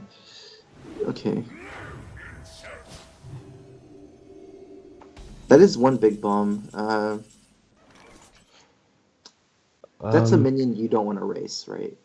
Because it's just going to keep healing him. Yeah, yeah, yeah. So you do have a kind of an easy trade here with Corruptor, Black and Corruptor and the 6/4 guy. So maybe Yeah. play Azure Drake first and see what you draw. You still have a Bookworm to activate your Corruptor. Oh, nice. That is definitely better. Oh, Is shall this we way you power can word push shield it? something first? Okay, so yeah, I don't think it's well. It depends if you want to kill the 1/1. If you're gonna kill the 1/1 with ooze, you can just heal your ooze instead of powered shield. But I think you can ignore it. Doesn't seem like he has buffs based on our reads. You know, he hasn't been playing any kings and stuff. So yeah, go ahead and powered shield your That ooze. ooze. Sure, okay, and just shower death and go face. And here you want to buff the 6/4, I think, with the second powered shield. Okay. One thing I was saying is maybe instead of the Uzo, it's better to do it on the 6/4 because one scary situation that can happen is if he plays Tyrion, and you want a minion that has more than 5. Wait, Tyrion's 6/6, right? Sorry, Yeah. Turn Okay, 6/6. never mind. I guess it doesn't matter. If you can buff like a minion above 6 health, what you can do is you can trade it in for Tyrion without losing the minion, right? But yeah, Yeah. gonna buff any minion above 6 health. Okay. Right, that's it. Times. Yep, I believe that's it. You can bookworm and kill him, and he doesn't get the heal. Yeah. No. There we go. Okay, so Paladin, it's like they do. This is my that was kind of my experience with Paladin. Like, what happens is they can play big minions. Like, that's not deniable. Like, Paladin can do crazy turns. It's just the way Hearthstone works, and this is like something to take away is that Hearthstone is incredibly tempo based. Whoever has tempo has initiative, and you can initiate the trades, right? And it's just you do damage with your minions. So even though like he played, I guess like his minions are bigger than yours at some points in the game, but because you always had initiative, even when the turn where we super messed up, apparently like he just didn't have a good turn after, but like you can dictate all the trades, and that's worth more than just raw stats, because you can keep minions at like 3/1, for example, so you can take value trades that they don't die. So that's the main problem with Paladin is that they just don't have initiative a lot. They take their early turns to buff all their cards in their hand, and then they play big dudes, but it's just big dudes. Like they don't clear your board, then play big dudes. So you get to still dictate all the trades, And the deck is simply not feasible to run with like equality consecrated, clear your board first, and then do all. It's just too much. Yeah. Right, it's probably Pirate Warrior, isn't it? Very likely. Do you have a Potion of Madness and Ooze in this matchup, right? Yeah. I believe I saw. Yeah. So here I think I just keep Cabal Talon Priest because you want to have an earlier curve. You definitely need to spike down your mana curve in this matchup as much as possible. You need early interaction, especially your power cards in this matchup, which is Potion of Madness and Acidic Swamp Ooze. Okay. Yeah, so just keep the Talon Priest. You have a coin. If you have like a Northshire and a coin, Talon Priest is excellent opening. Oh, there's the Mad Potion. There we go. Potion of Madness. Really good one. Mm-hmm. Yeah. You should always keep that card against Warrior right now. Because you can kill Patches and the next minion with Potion of Madness, right? Yeah. So, if you have better moves, you don't always have the Potion of Madness here, but let's see. Yeah, Potion of Madness seems pretty good. Because you have to bring your coin for Historian, and one thing against this kind of deck is something very important is to clear his whole board before turn 3 if possible. That's what, because even though like mathematically like that Potion of Madness didn't seem to do that good, if you leave up a pirate, he can play Bloodsill Cultist and upgrade his weapon for free. Yeah. If he has a pirate, right? So you want to that Potion of Madness prevents that play on turn 3. Yeah, it seems good to me. Historian.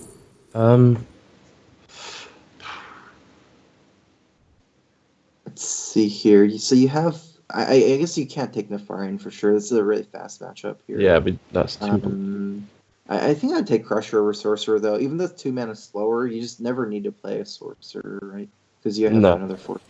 Yeah, we'll get. So what I think about it is you might like I don't know, you play this move kind of quickly, but Coin Cabal Talon Priest is a stronger play than this because you have more board presence, right? But it's like it's not that good still, because your main scare card here is Frothing Berserker, and Talon Priest cannot one shot it anyway. So I still think your play is better, but it's just something to think about in the future, like against Dragon Priest, even because this move is like a value move, right? Like you're playing this kind of minion for value. Yeah, yeah.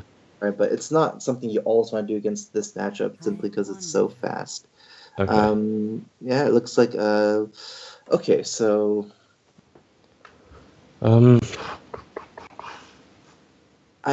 so against aggro decks, if you only have one taunt in your hand, you kind of want to save that for the end because you can use your taunt minion to prevent base damage at the end. Yeah.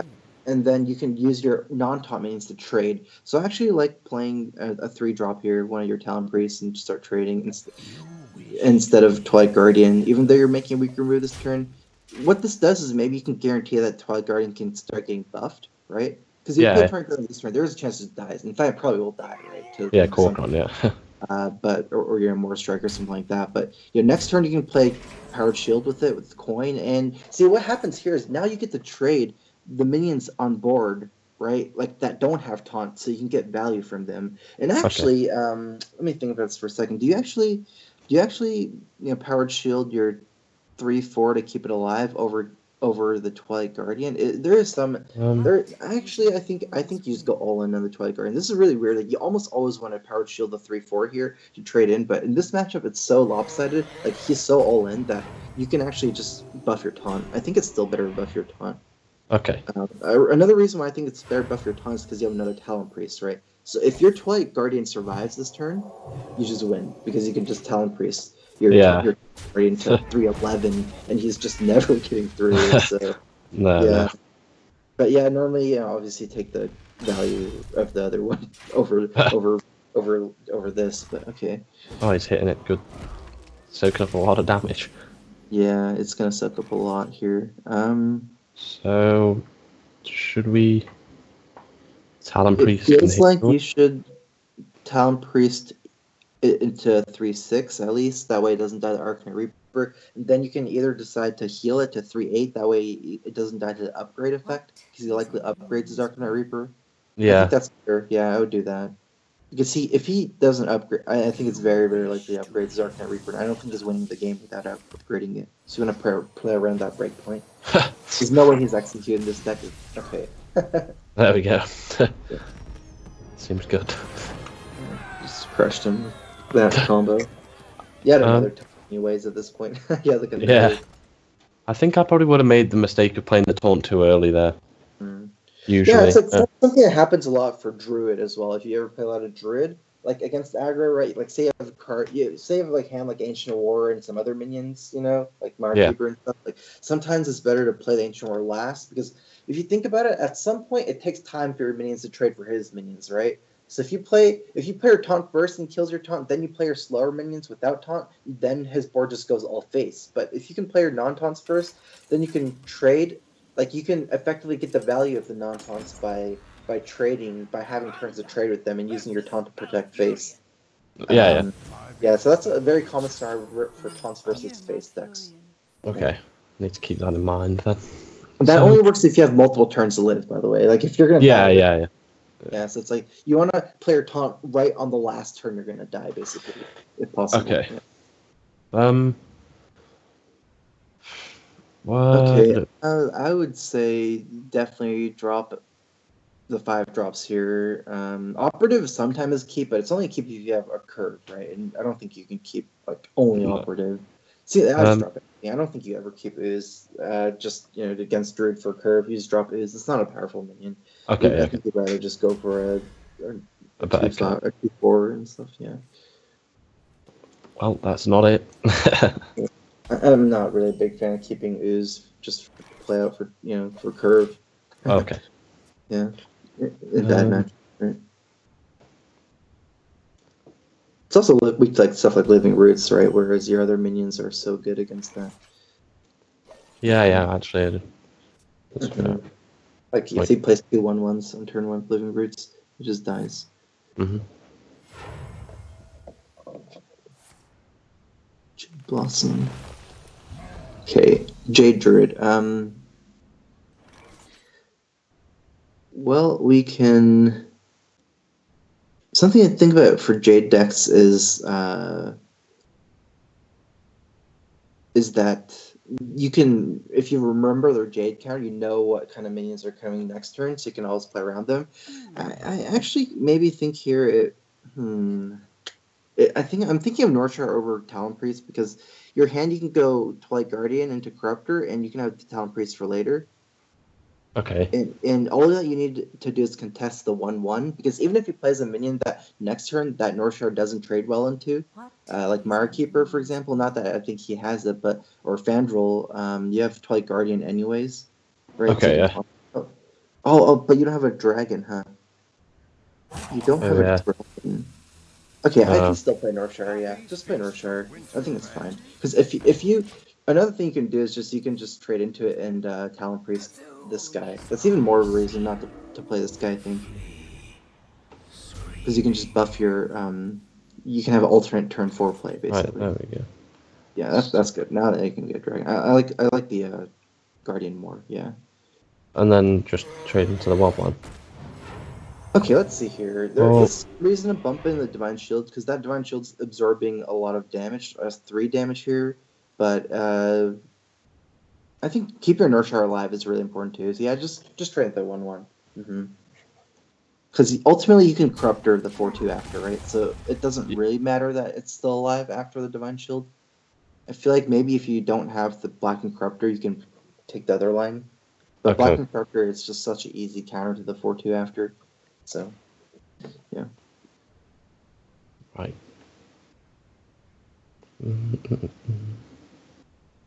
He's playing some weird lists. He's running Cthulhu and Jade cards. I don't know what he's playing. I've not seen this before. Standard Jade Druid, you have to play all in as Priest because eventually the Jade counter will get too high and you'll die. So you're the one that's all in. I haven't seen this before. I've seen the Aviana Cthulhu ones, and I've seen Jade, but not together. Yeah. So just corrupt to the 40. Yeah, just corrupt her. And next turn, you have a crazy combo with Talon Priest Brand combo, Brand Talon Priest. You can buff up your 5/4 into a 5/10 or something. Not bad. Is that the best move? Another thing you do is you can taunt out and then heal your guy draw, but you would have a 3/6 against a 5/7, and he has Druid Hero Power, so you could trade in you can trade in Hero Power and then give it a 5/4 after. Yeah, I think I would just go for the Brand combo here. Just keep the pressure going. It's like Cthulhu is another thing that's kind of putting you all into. Should we hit it? Okay, so he's likely trading. So if you attack it this turn, and he can trade the 5/2 for your 5/5, right? Whereas if he kills your Brand with it, you'd kind of rather trade this turn. But it's okay. I think you don't trade. It's just if he, I like not attacking a little bit better here. Because I am too scared of him just trading into your 5/10 after. Yeah. And you can kill Brandon another way as well. It doesn't always have to be through this guy. So something like Swipe could kill your Brandon too, and then you can take the other trade.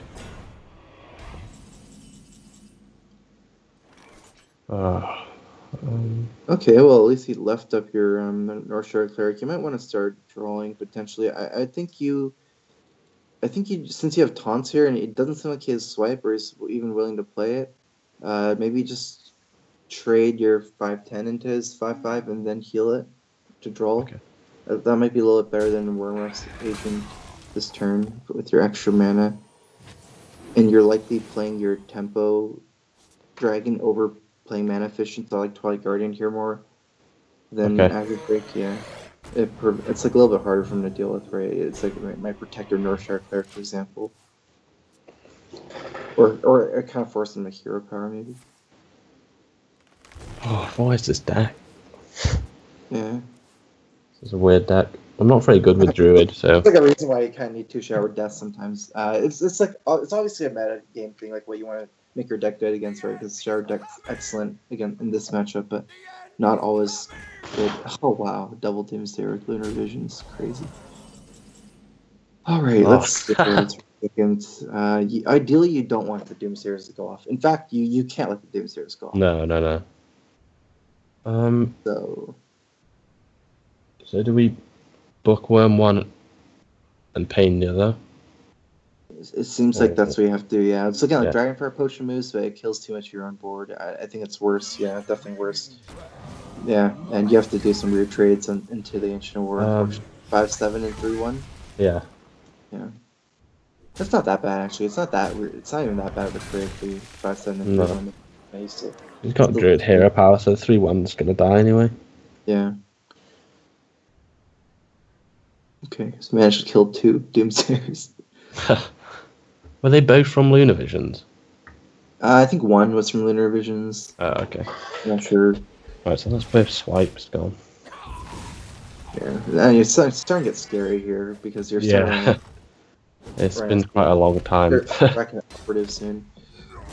Or Nether Spy Historians. That's the cards that generate you steam. You also need your Shared Rip Death soon because Cthulhu's gonna be 13-13. Right? Shall we? Let's start with the Azure Drake. Yeah. The card draw effects first. And it's a pretty good card draw because Holy Nova deals 3, and for next turn if your Azure Drake survives, I feel like you just throw down Wormrise Agent, bump in and trade and heal. Bump in and heal. You're not like you can definitely say your Shard Pain. Like there's no reason Shard Pain over healing your guy. You only push 3 more damage, and your guy has the same amount of health. So Shard Pain's worth more than 3 damage here. Yeah. And you're kind of starting to set up for some Holy Nova shenanigans, maybe, but let's see. And one thing is you kind of want to keep one dragon in your hand, so that's why I don't like to play the Well Blaster instead of Hero Power, because you want activators, right? Like right now you're trying to draw Draken to Operative, and your Nether Spy Historian for Discover, so you always want to have at least one. So you can play one Well Period, but not both. Doesn't look that good. I feel like the best trading move here looks like probably like a Holy Nova and trade your Azure Drake in after the Holy Nova, and then Bookworm into the 4/2, and then heal your Bookworm again after. I think. Yeah. So you go in Holy Nova. First. Yeah. And then trade here. Yeah, and then you can take the 3/6 trade and then heal your 3/6. Play one Whelp. Yeah, one Whelp. You also need at least one Whelp in your hand, right? Like you need a dragon, because you're gonna run out of steam soon. You're basically trying to buy time until you draw your Discover cards. We haven't played any of them yet. Yeah, exactly. All 4. That's kind of the reason why you're running out of steam, is you haven't drawn any of your 4 Discover cards. No. So you know that they're coming up soon because your deck is 4 Discover cards out of 15 there cards. We go. And there it is. Yeah. Okay. I think let's see. Okay, so do you have a Dragonfire Potion here? I think the answer is no, right? It doesn't make sense because you clear the whole board, you have a Whelp left, whereas you can just trade for the whole board and still have a board left. So yeah. Dragonfire Potion. Okay, so let's Discover first. Okay. Yeah. And okay, Operative. that works. You get all of it. And when you get both, wow, that's good. Okay, not Cthulhu. No, 6/6 isn't great for 10 mana. It does do 10. It does do something. Well, it does 12. Well, wow. Lunar Visions might give you the steam you need, right? Yeah. Your whole deck is minions, so I like Lunar Visions. It's like a 1 mana Arcana. Oh, what are the trades? Listen to it, dude. Yeah, and then heal your guys. Yeah. Which one shall I heal? I think you should heal the 3/1 at this point. And then keep the Whelp. Yeah, keep the Whelp again, yeah. Yeah. Pretty good that we got the Operative, that's nice. Mm-hmm. That was really nice. Because now you're in danger of running out of steam, but you have Lunar Visions to draw more stuff. Cupid's Cthulhu's at 20, so they might one-shot you. Yeah, possibly. So you want to have your board as big as possible, right? To blow it up with Cthulhu so you don't die. Like to make it as upper as possible. I think. Wait. Okay, so you don't have Brand left in your deck, right? I do. I think you should No, I put don't. Intervision before the Nether Spice Story. Most big dragons are 9 mana, so it's hard to play Nether Spice into a big dragon anyways, and you can draw into minions that you might not have mana to play Nether Spice Story for, I think. Okay, so you didn't get that. Let's see here. I think I like just Nether Spice Story, yeah. I think you can save a Powered Shield this turn. Let's see. Yeah. You never. Oh, so the only reason to take Deathwing would be to kill Cthulhu after, right? Yeah. That's actually really interesting, right? I actually like Deathwing here because it feels like he's standing up for his only win is okay. Take Deathwing, and we'll explain later, and let's Talon Priest the big guy, the 5/6, yeah, and then just heal your guy, and you can save the Powered Shield, yeah. Okay, so I feel like the only way he's gonna win is with Cthulhu, right? Like that's his whole game plan. So because so you have two possible ways you can play it. So one is to try to kill him before Cthulhu and try to have enough of a board where you just kill him, like not everything dies. But since you already have, like, you can do that game plan anyways because you have Powered Shield and you have cycle cards. So I feel like you can have a backup game plan here of just Deathwinging after Cthulhu, even if he does clear your whole board. Yeah. And then he's going to lose anyways, right? Because that's what you'll have a 12-12. He'll have 0 cards, I'm assuming, after. Okay, let's go ahead and let's see. Which okay, so you don't have lethal, first of all, no way. No. It's 2 4/6s. Maybe start off with Powered Shield on your 3/4, because that's likely trading in, and you can keep it alive. Yeah. That's not that good. Looks like you draw with Azure Drake, right?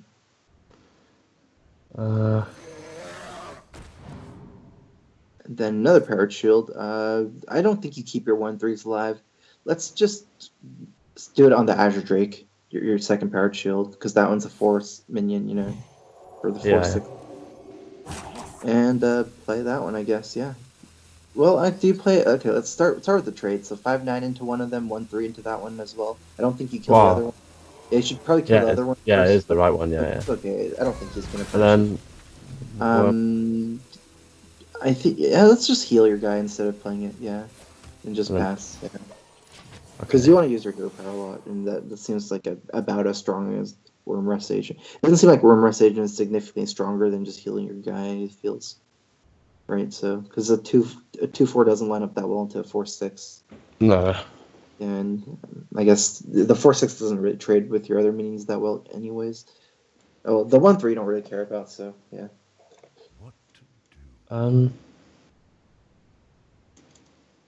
What about if last turn we sent in the 2 1-attack minions and then Dragon Fire Potioned? I don't know if that would turn out any better, because all you would have is a 5/7 leftover, is a operative leftover, because your other guys were gonna die. Is it lethal? Well, the Talon Priest would have been a 3/1, but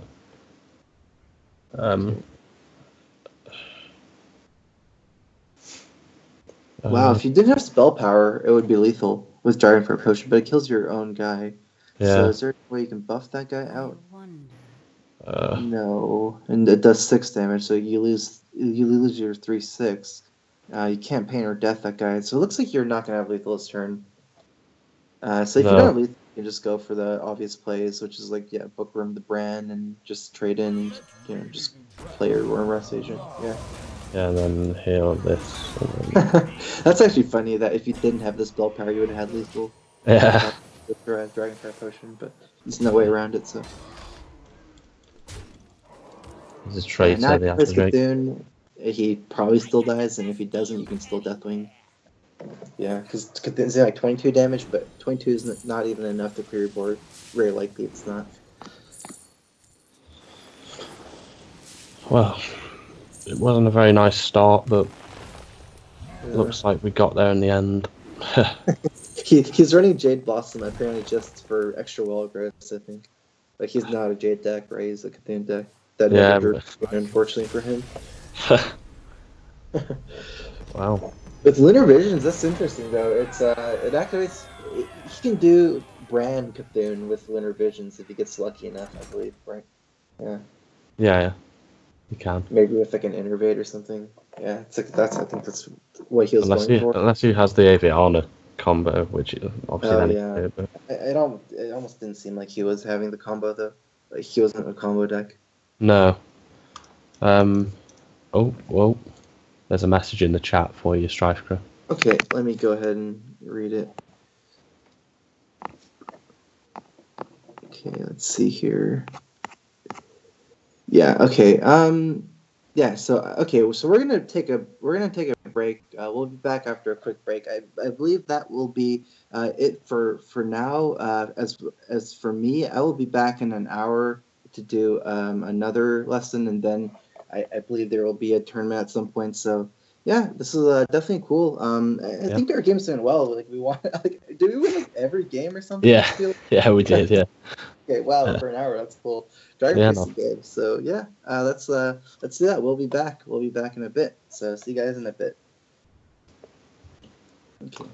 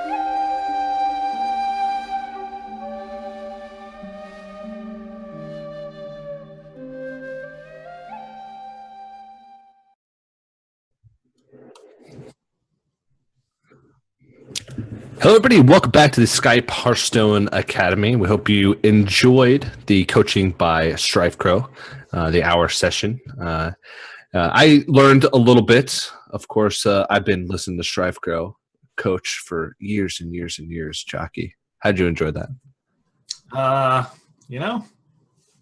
Didn't really learn too much. I think I've got some Hearthstone knowledge of my own, but Nah. I hope for all the people out there looking to learn that they got a lot out of it. Definitely some core concepts he talked about just what to look for in just generic Hearthstone, not just Dragon, which is what they played. But yeah, the interesting part for me was StrifeCro delving into why Paladin is not good. That was the first, I don't know, 20 minutes of it was, don't play Paladin, man. Just keep playing Priest. But yeah, StrifeCro will be back again after the next match for another coaching session with his second player. So that should be interesting to watch. And of course, our players coming up have reached a little bit of a higher rank than the players we saw play earlier. So the players we saw play earlier, their highest ranks were rank 9 and rank 11. The players that we have now have finished in or have placed top 300 legend. So these guys are looking to get a little bit more of an advanced style of coaching. They're looking to learn a little bit more about advanced gameplay and how to approach Hearthstone from a little bit of a higher level. So if you're looking to learn a little bit more, this will probably be more suited towards you. I'm excited to watch these guys play. Again, we're going to do the same thing. We're going to go into a match with them, a best of 5. Then one of the players, StrifeCro's player, will be coached. And then in 2 days, on the 15th, we'll have these players get coached by Frozen, who's going to coach his players. And then they'll battle again as a rematch to see what they've learned and to see if they can use what they've learned from their coaching sessions to improve their play. Also, make sure we were chatting in the Skype chats during the break. Talk to you guys about the lessons, about Hearthstone in general. If you guys want to join in on those chats and hang out and have a chance to win some packs, maybe some laptops, you can add on Skype the ID Gaming with Skype. So just go to contacts, add contacts, Gaming with Skype, and you'll be added into those chats a few moments after you add that account. So got to talk to some people, got to debate with some people about some decks as well, which is always cool early on in the expansion. But Chalky, do you think it's different approaching a coaching session when you're coaching a high-level player as opposed to a player who has reached ranks 9, 10, 11-ish? Yeah, I definitely think it's a lot different. When you've hit a higher rank, like when you've reached legend, when you've reached like top 200, top 300 legend, it kind of shows that you understand a lot of the core concepts about Hearthstone. Like you know what you're doing. Maybe you understand deck choices and how decks interact, but you're kind of just missing that little extra edge, like whether that's your mental state of playing the game and avoiding getting tilted or playing badly, because a lot of hitting the absolute top ranks comes down to just repetition. Like if you're good enough, your win rate's kind of there but not quite there. It's all down to not mindlessly playing the game for hours on end, but sitting down, having like very productive sessions. Like you'll see players like Life Coach, Stan Sifka, they'll stream for like just little quick burst of time, and then they'll take like breaks, they'll come back, and you can think that you can just kind of grind it out in like 8 to 10 hour sessions, but really that's not effective. And these players are at a level where they're almost there, but really they're just trying to find out like, what is it that's keeping me from being the best? What is it that's keeping me from getting top 100 and getting 80 points and truly getting started on like a journey into the pro Hearthstone scene? Mm-hmm. The journey into the pro Hearthstone scene. The book out, The audio book out in 2 weeks. You have some experience with the journey into the pro Hearthstone scene. Like you kind of casted a bunch. And then you're like, all right, I want to see what this is all about. And so you took a few months to try to hit top 100, try to really grind it out. What were your thoughts about the process? It's tough, man. It's really tough. It's a grind. You realize very quickly that while you can, place top 100 on ladder or, get top 100 on ladder throughout the season, going into a tournament and preparing a lineup and, practicing enough with that lineup and overcoming nerves and overcoming things like that, the competitive anxiety is really tough. It's something that I definitely struggled with. Yeah, even though I consider myself a good ladder player, I'm definitely not a good tournament player. You famously wasted the coin on turn 1.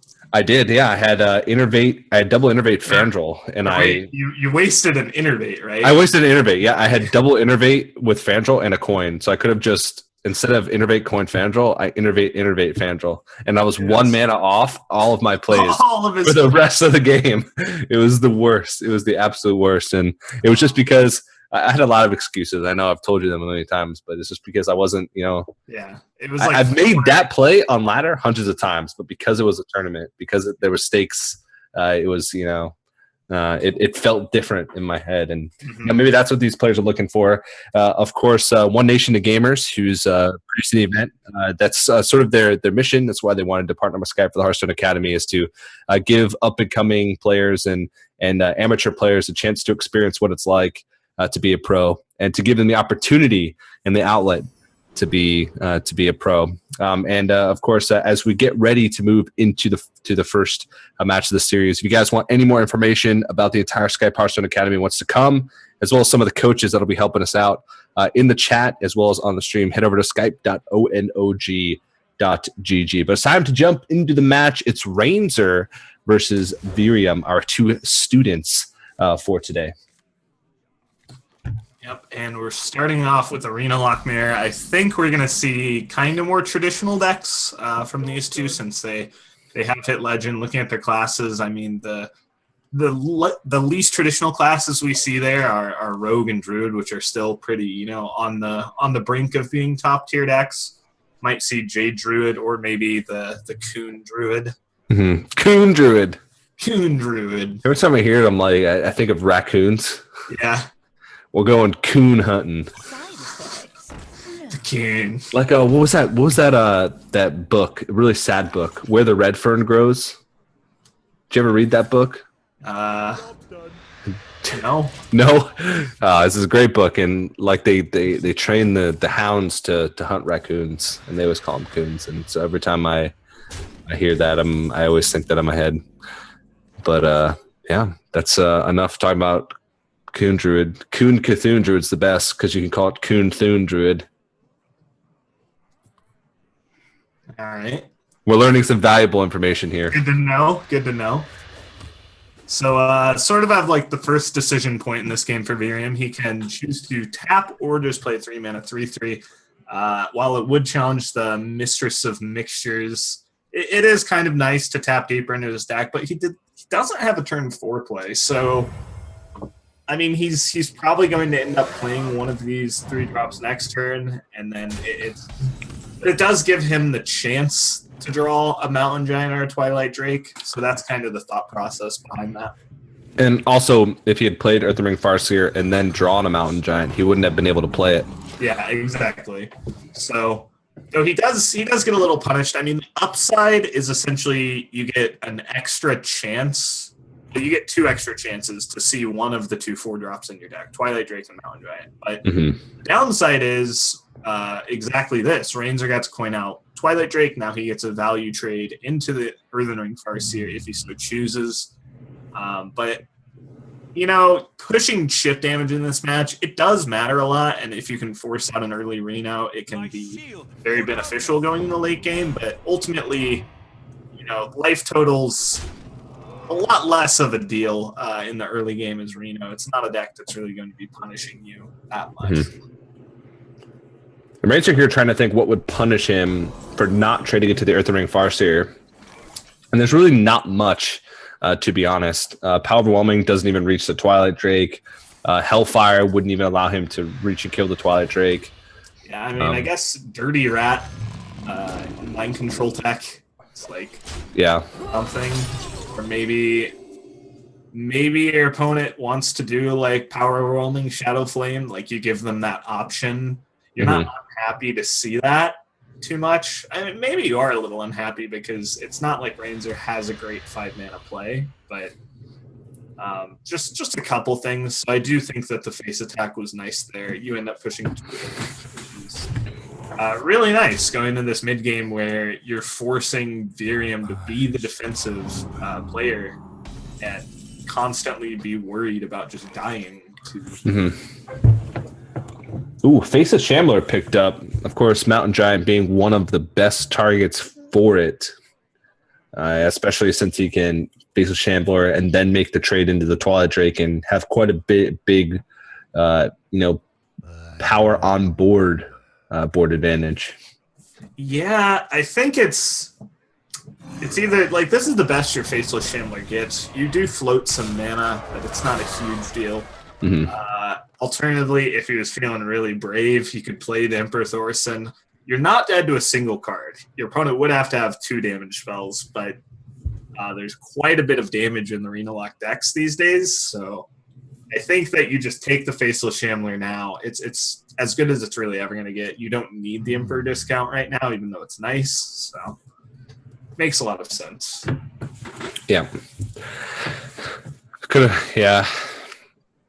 I think the biggest thing, the first thing you mentioned there, is that this is about as good as that Faceless Shambler is going to get. It's going to be really hard to get value out of it later on in the game because, you're not really playing huge minions. He does play Alexstrasza, which is a card that's, I suppose, sort of a tech card. It's not a card that a lot of Arena Locks play, but that can be comboed with Faceless Shambler, just not on the same turn later on in the game.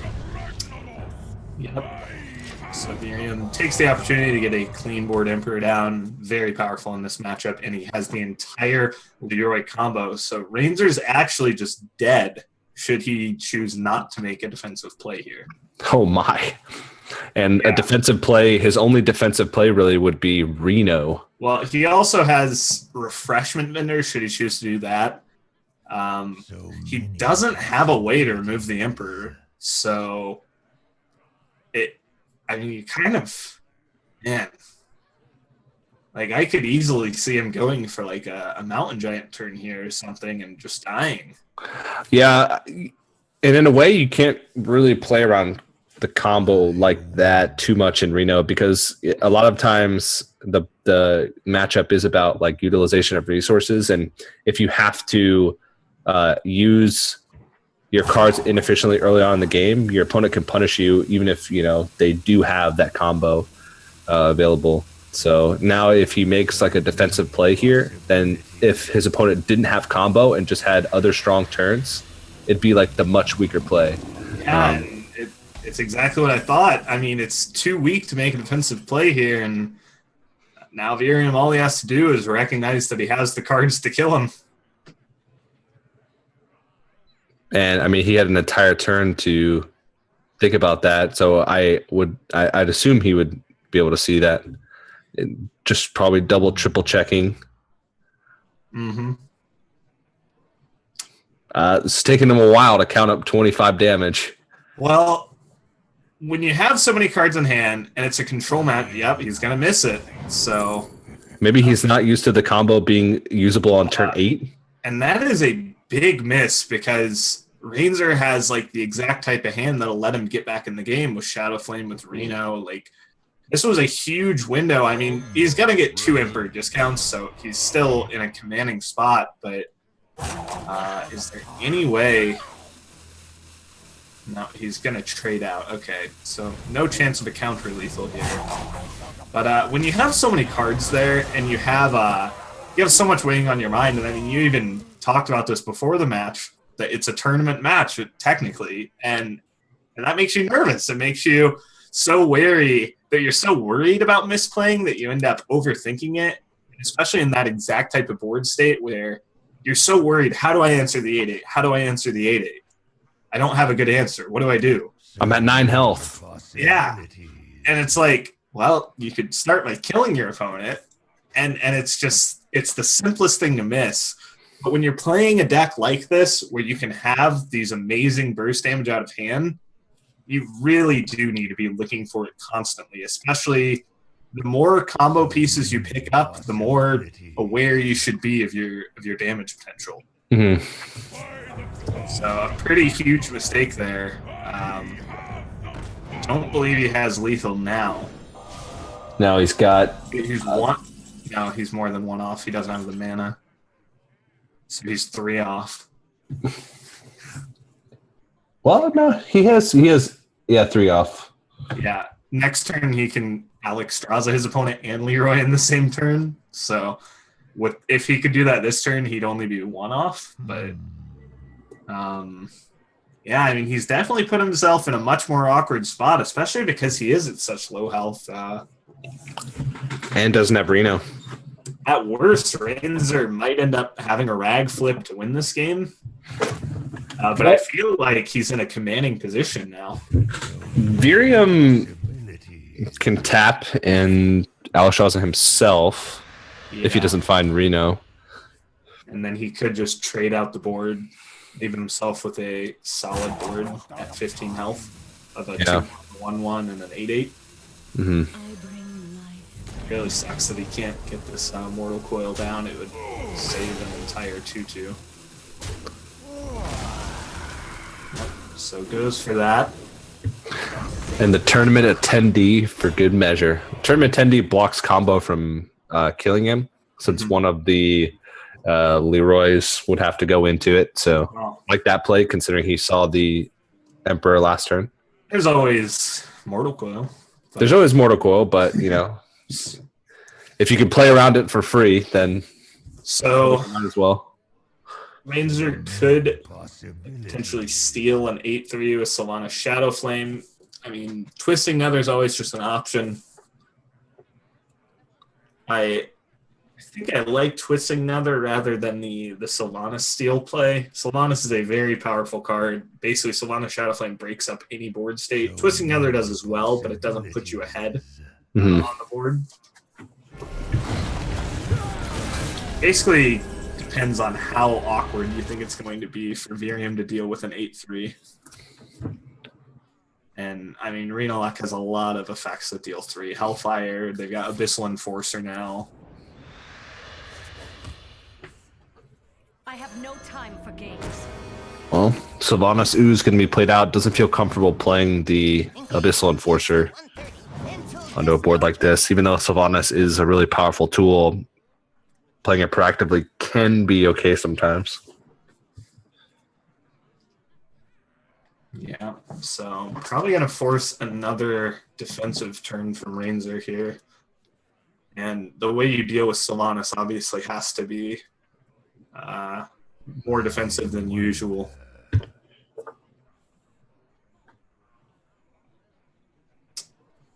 No matter what he does here, it's pretty awkward of a turn.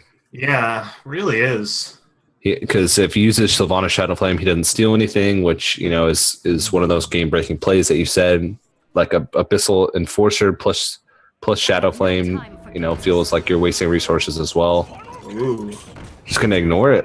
Yeah. So there's a lot of room for punishment here. Like, there's just a direct punish in his hand. If he sees it, he can Demon Wrath, Mortal Coil, the Sun Fury Protector, trade in his own Sylve into the Refreshment and steal another Sylve. And then you basically force the same exact scenario again. You've got a slightly weaker board, but again, it's another Sylvanas. There might be something better than that. Potentially. That's basically the only clean way I see to kill off his own Sylve. He could always just...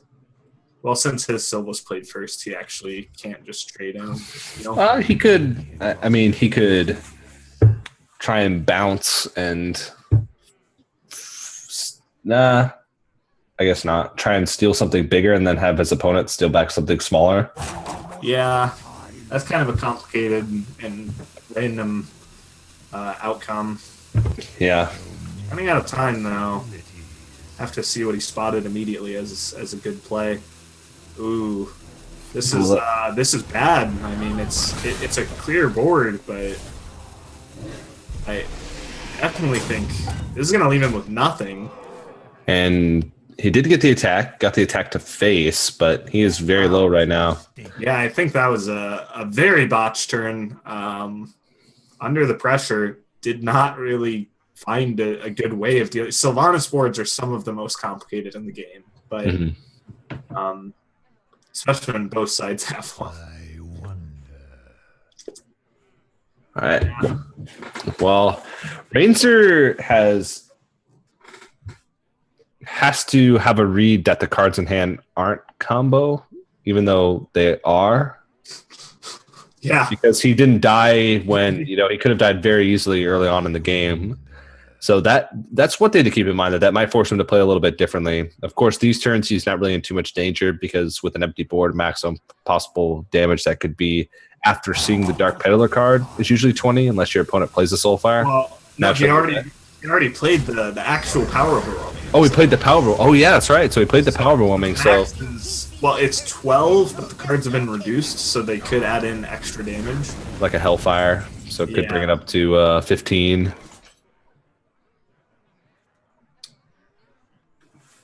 So, not. I mean, you could go for the faceless and coin flip a bit, but there's not a great way of dealing with the sport. Like, Twisting Nether throws you into the exact same spot you were in last turn, but you're down 8 health. Mm-hmm. And your opponent's sitting on 5 cards they reduce with their Emperor. And I mean, just doing some basic thought process, you got to imagine one of those is a combo piece. It just so happens it's not for Rainzer. But I wonder. Tapping's a little dangerous too because you don't find anything that changes your plan, and you go for the faceless play. Then all of a sudden, Rag has, and you miss. Then your opponent's Rag has a chance to kill. So gonna try and most likely going for faceless. yeah, I mean, Going for the Mortal Coil play. I'm a little surprised he went for Demon Wrath because it weakens his own Rag rather than just Shadow Bolting. Ooh, is this? Yeah, this is lethal from Rainzer with Abyssal Enforcer Shadow Flame. Mm-hmm. And it looks like he's going to spot that one. So, Alrighty, well, Virium punished. that, The ultimate punish of losing the game that you were supposed to win. yeah, definitely a very coachable game from both sides. I mean, there were not only were there a lot of botch turns for Virium from not playing well under the pressure, but for Rainzer as well. I mean, he had some complicated turns there where there's a lot to weigh of how afraid do you need to be. Like the turn where he did just play the Mountain Giant, he was just dead. But do you really want to play around that? Probably not. But he had a hand where he had good tools, but it just so happened he was kind of just dead from 25. Yeah. Sometimes when you're just dead from 25 on turn 8, in that situation, you also literally have to have all the pieces of the combo reduced from Emperor. So Every single one. Every single one with, 12 cards, 13 cards drawn so far in the game. Yeah, and it's an interesting spot because to make the combo playable, you only have to reduce one piece. So in general, as a rule of thumb, in the mirror, you want to have one piece in your hand, but also the context in which Emperor was played, it reduced 9 cards and it was played on an empty board. That's just a strong Emperor regardless.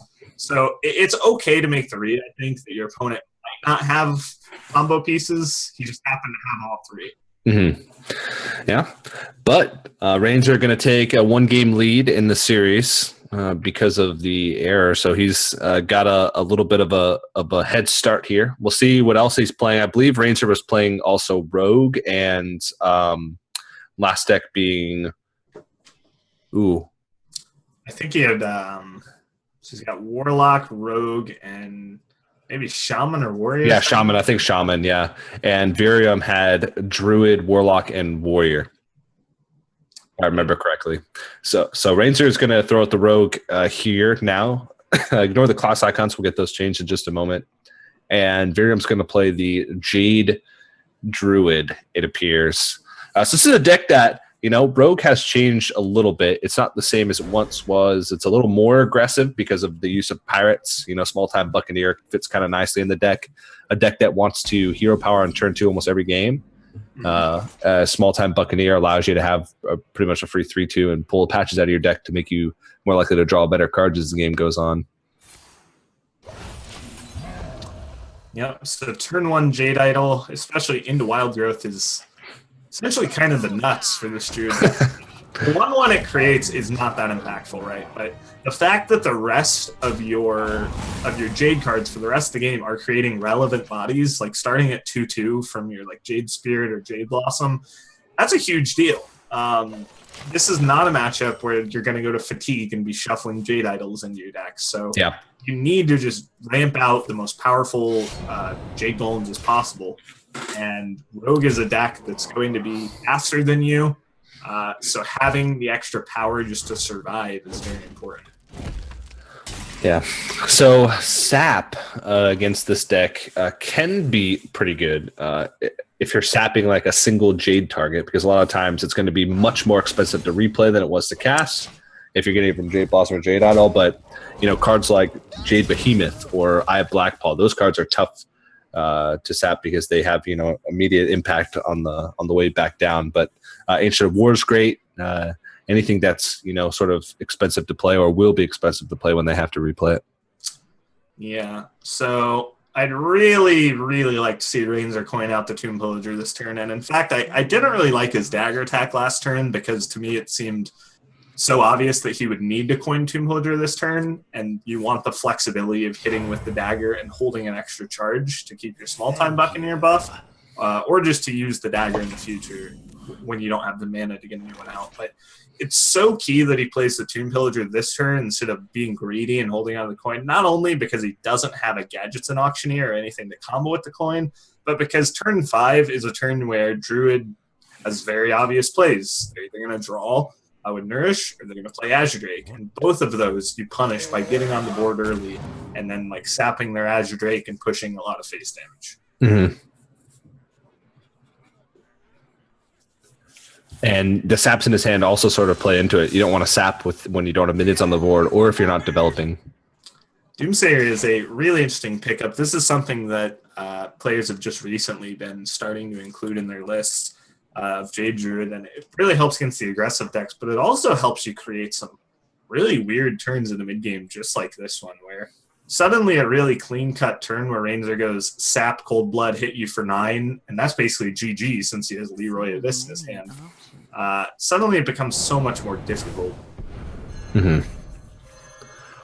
Now he has to expend an Eviscerate as well and doesn't get to get that extra 4 damage from Cold Blood and effectively force Virium to have a swipe or take a bunch of damage. And so the 2 plays I saw that turn were what he did and also potentially sapping the Azure Drake instead and Cold Blooding to kill the Doomsayer. I think I like sapping the Doomsayer since you have the second sap. It's not really a threat to you in the short term, and really you're just looking to efficiently push damage. So you hold back the Leroy Cold Blood, you push the 5 that turn, ends up working out really well. Mm-hmm. All right, well, I'm going to go with the Feral Rage here and plop down the Doomsayer again to try and proactively set up for board in the future. Ranger 2 damage off here. If he picks up second Cold Blood, he just wins. Yeah, and I mean it's pretty much over from here because Virium is just out of armor gain. He's got Jade Behemoth in his deck as a taunt and maybe like Ancient of War, but with the sap in the hand, I mean, Ranger could sap this and coin out a Pillager, but I'd honestly like to see him just dagger face and fan, just cycle that.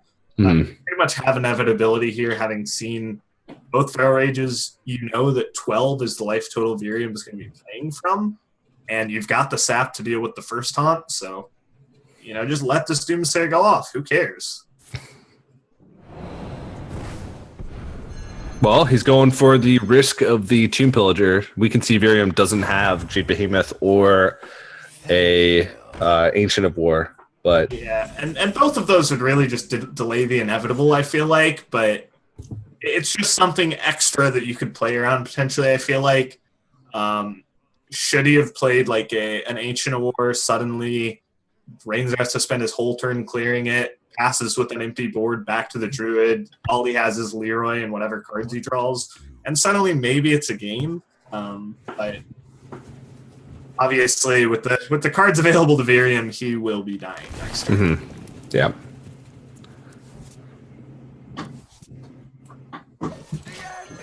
Picks up more clicky cards, and that will be Ranger taking the game number 2, 1 game away from securing the series. I believe this last deck was Shaman.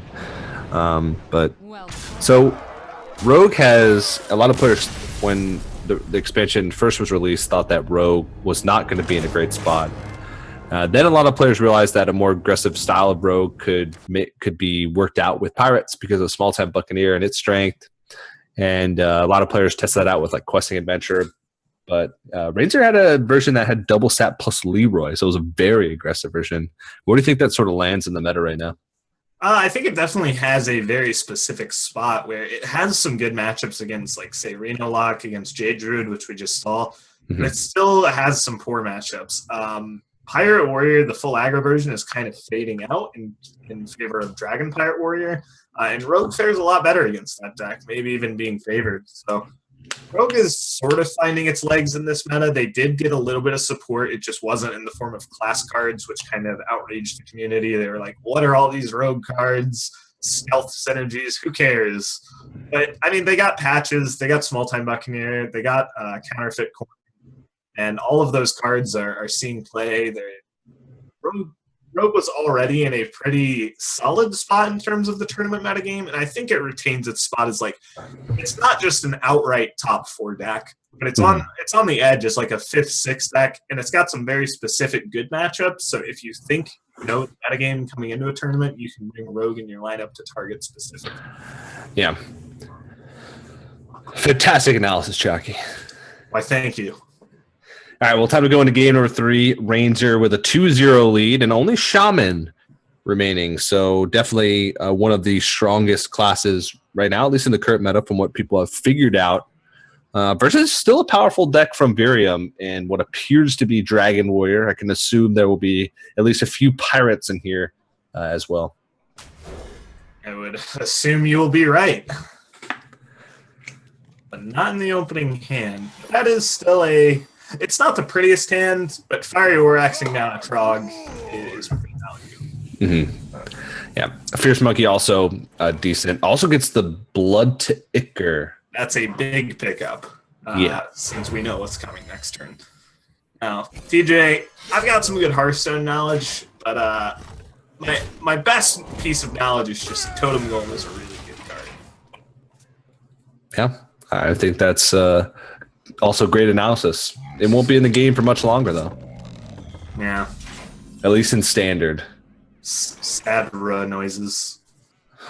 That was a very sad rud noise. He's going backward. But I don't know where he came from. The Golem place? Yeah, or the Totem place. What was he in TGT or was he in? He was in TGT. Yeah, he was like the bright spot, and Living Roots and Justicar and Mysterious Challenger. That's all we remember about that set. Mm-hmm. I guess actually Thunderbolt's playable now, so that's nice. Yeah. All right. Well, now this is the spot where Virium's just sort of on cruise control. And it's on sort of Ranger to, really get back into this one. Doomhammer could do a lot of work. Got it most of the time in this matchup needs to be used for trading. You can't really go for a lethal push until, pretty late on, especially since they usually usually have armor up. Mm-hmm. Unless they draw Finley early on. Yeah, I mean, a Rockbiter weapon could change that. But the other issue is just Virium is actually pushing a lot of damage. He's going to pull out patches this turn. Wow. I would have liked to see him go for the Nozosterous mate. It's actually really important that he didn't do that. Don't worry, love. And I would have liked to see Ranger go for the Feral Spirits this turn. Yeah. I mean, his play was pretty much next turn slated for Draconid Crusher, and if a taunt was played, he may not have been able to even put him down to below 15. Yeah. Yeah, and I mean, he'd have the extra 2 1/1s out. His opponent would be at 13. He'd have the weapon out, so he'd have a clean way to answer this Argent Horse Rider. And more importantly, he'd just be pushing more damage, which is so crucial in this matchup. Yeah, these Feral Spirits are going to block a ton of damage. Essentially, he valued his War Axe more highly than using his mana efficiently. And as we can see, the very next turn, Axing Face, which he could have done anyway. Essentially, at this point, he's missed 3 damage. well, actually four damage. He'd have a weapon, 2 patches attacks, and an exhaust first mate attack. And it's just kind of like playing stuff on curves real good. That's what I'm getting at here. And it could be the difference between winning and losing in a race matchup. Yeah. And this is one of those. And Fairy Dragon is not going to help him get through these Feral Spirits. I think he's just dead. Yeah, he's just dead. Yeah. I don't know if the exhaust first mate plus patches would have changed things that much, because he'd still really struggle to get through these Feral Spirits, but he'd have the Ardent Horse Rider dead already. I still think, yeah, his spot's not that great from there, but it's little things to pick up on. But with enough damage from hand, he's got 5 on board, 4 from the Doomhammer, and plenty with the Lava Burst. So that's going to be Rainzer taking a 3-0 victory over Virium. So even though there was some coachable moments, he showed he was pretty impressive, and I'm curious to see how StrifeCro is going to be able to work with him later. Yeah, we're going to see that right after this. But I think Virium obviously has a lot to talk about with Frozen too, and I think the rematch will be pretty interesting this Thursday. Because Virium, I guarantee, is just going to be kicking himself like, wow, how did I miss that lethal? How did I play so badly my first time on stream? And, but the good news is you don't always get a chance to come back 2 days later and have a rematch. And usually you just walk away defeated. Yeah. I think the last week's matchups, both the players that won the first time won the second time also. It was much closer, but they won the second time. But yeah, some valuable coaching opportunities for Virium. He'll be coached by Frozen in 2 days, so on the 15th. Coming up next, as Chalky said, will be Rainzer with his 1 hour session with StrifeCro. So that should be pretty cool. Again, the players that played earlier on in the day were around, between rank 9 and 11. These are our legend players for the day. So, hopefully a little bit more advanced approach at the coaching. But again, guys, if you want more information about the entire Skype Hearthstone Academy as well as our upcoming schedule, you can head over to skype.onog.gg. We have the coaching for today. Then we have on the 15th more coaching as well as more matches. And then the tournament where all the coaches are pitting their players against each other will be on December 19th through 21st. So that will happen next week. Also, we'll be in the chat for another hour or two on Gaming with Skype. So just make sure you add the contact on Skype, Gaming with Skype, and you'll be added right into one or a few of the chats that'll be going on. Chalky and I will be hanging out there answering questions, as well as our Gamer Sensei coaches and also some other pro player coaches that we've enlisted to chat with you guys and answer your questions about Hearthstone. But in the meantime, while StrifeCro gets set up with Rainzer for their coaching session, we're going to go to a quick break. But don't go anywhere, guys. More Skype Hearthstone Academy will continue right after this.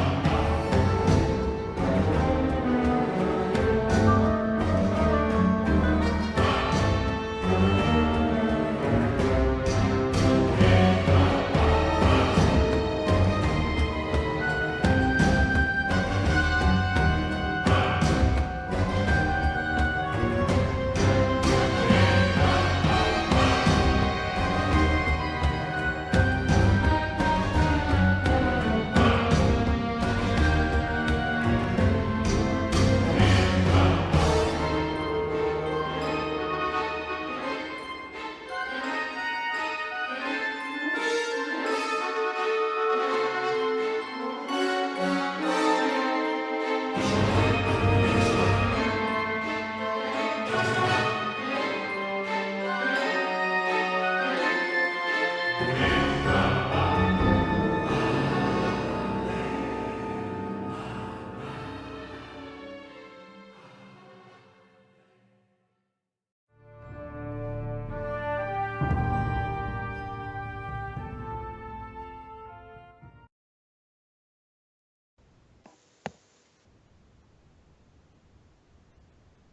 how's it going? Hey, I'm pretty good.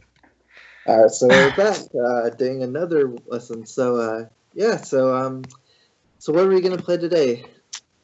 Well, I really wanted to play Reno Lock. Oh, I okay. consider myself more of like an aggressive player, but I really like playing Reno Lock because I just feel like every game I play, I feel like there's always something that I could have done better, and Yeah. like there's so many decision making when you're playing Reno Lock, and I just like to get better at that deck. Yeah, like all the Reno decks are cool because since they're running no duplicates generally, like a lot of the games play out differently. Like every game plays out differently. Exactly. So that's the cool thing about Reno Lock, and it's actually one of the decks that it's like one of my favorite decks right now, if not my favorite deck right now, and it's one of my best decks as well. Did you get my friend request just now? I did. Okay. Oh, thank you. Okay, I'm happy with that because after all the trouble. Okay, cool. So, we could go ahead and get started. Are you running anything special in your arena block? Do you have Felfire Potion? Do you have any? Well, I have a variant without the Leroy combo. Um, Okay. I have a variant with the Leroy combo. Which one do you think is better? I Like, actually kind of I actually kind of like the version without Leroy combo right now. Mhm. I don't think that Reno Lock is a super common deck in ladder right now, and I guess it depends. Like for tournaments, sometimes you're bringing decks for certain reasons, and like Reno Lock, what it's good at is it's good at countering mid range decks right now, and it's Yeah. pretty good against aggro decks. So like how the meta, in my opinion, has developed since Main Streets of Gadgetzan is so since day one, like everyone was playing like Pirate Warrior, right? Like the most aggressive, fast. Kind of like his face deck, and then people started carrying Pirate Warrior with Pirate Shaman is like just as good and is better in the mirror, like against Pirate Warrior. And then people started carrying that with Dragon Warrior, it's just going a little bit bigger. Dragon Warrior is Hmm. still running pirates, so they're running extra like taunts with Twilight Guardians and the Monkey, Fierce Monkey, and then people now finally started just playing mid-range Shaman again, and you can even play with Yeah. some pirates.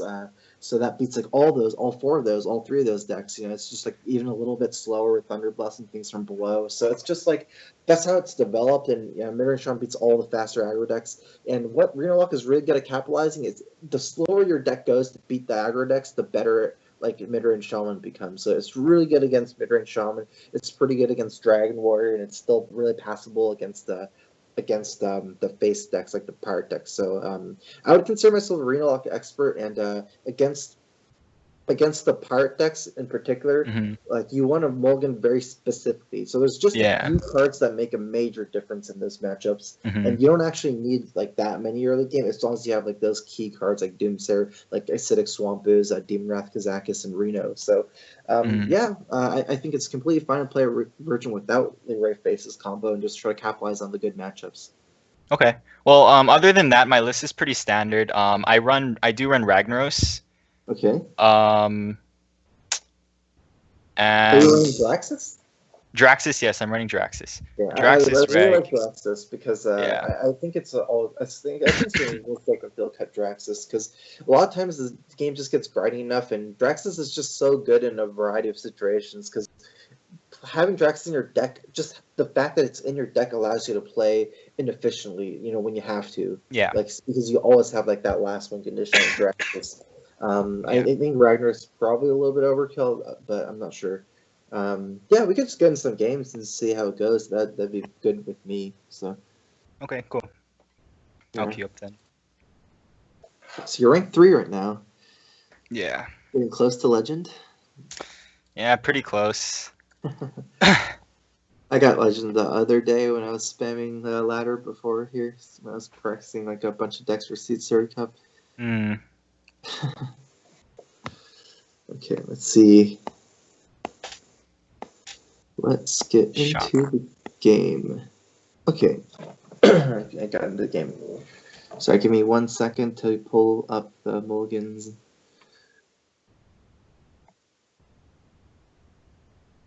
Cooking popcorn, apparently. Okay, Warlock against Shaman. So you want to mulligan pretty aggressively, like I said, for those key cards. In this hand, I would just only keep Dark Peddler. I feel like Dark Peddler is better against Shaman than it is Warrior in some ways, because Warrior has those the exhaust first mate weapon. I think you always keep Dark Peddler, though. But yeah, you're mostly looking for Doomsayer, Acidic Swamp Ooze, I guess Dark Peddler, Kazakus, Reno, and then Imp Gang is a really good keep in these matchups, and also I think I like Demon Wrath more against Warrior than Shaman, but. Okay, so you got one of the good cards here. Yeah.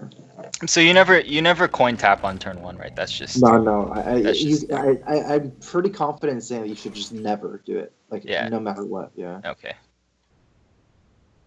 So the Peddler's kind of awkward here. Yeah, this hand. So one thing about this hand, so Reno games do play differently every game. One of the problems with this hand is you don't have plays. Like your hands like Savas, Abyssal, and 4-star. You don't have any 4-drop plays already.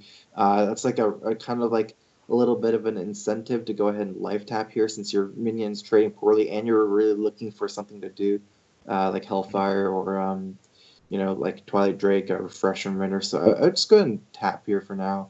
That's big for something that would influence the board a little bit better here. Because we play Peddler, he trades into it, and then we don't have a way to kill it after that. It's just kind of exactly. I feel like if you had Hellfire or Demon Wrath, you definitely play into it so you can set up for some stuff here. Coin Mountain Giant. Probably not, but this actually. But okay, so it's really weird. You almost never play Mountain Giant 4 in this matchup, but it looks like with this hand, since everything is, you are going to have to do that, which is quite unfortunate. You can only play one card this turn. So if you play Peddler, let's see. If we play Peddler, we can't play the 1-drop. Is that correct? Yeah. If we play Peddler, we can't play the 1. No. If you play Peddler, you can still play the 1-drop. Yeah. It's the same thing, right? As playing. Yeah. But if you don't play the 1-drop, it'll cost 3 instead of 4, which is useless. Which isn't that good. So I think you can just go ahead and. You can go and play Peddler. Peddler plus 1-drop seems better than Earthen Ring. So, because Earthen Ring just trades poorly against a 3/4, the damage is useless. You're playing Mountain Giant, so you might as well play Peddler and say maybe try to get a corruption or something. Obviously not Soulfire. Let's go ahead and just play. Just go ahead and play the 12 Sharp Footman to tank some damage. Yeah, it's pretty close between like trying to take the stealth guy, but it doesn't do anything this turn. Yeah, it just doesn't do anything. If you had like PO maybe, or especially PO Shaftman, that'd be an excellent pickup. But at this point, I'd rather just take the 3 extra damage, like the health gain. Yeah, this is actually kind of interesting because by playing 2 minions here over 1, it kind of incentivizes them to play a little bit differently around Hellfire and around Demon Wrath. Mostly Hellfire, I guess. Yeah, he's like kind of scared of it now, so he might not play Feral Spirits here because he has to or if he plays Feral Spirits, he might go face with one of the golems. Maybe. Also something. I'm not running PO in this deck. Oh, okay. I do believe that's a mistake. Even without Leroy combo, PO is still really good. Attack with Shout Flame. It's includes. That's something I've been testing on and off, but it's a pretty good card. I agree. Their first hit here is kind of just unfortunate, but that you did plan for a Mountain Giant here, so it's like that's going to be half your plan here. Yeah, we just played Mountain Giant, right? Yeah. Unfortunately, I don't think you really win too much playing Mountain Giant on turn 4. Yeah. If you're pointed against aggro decks, but yeah, it's like way too slow.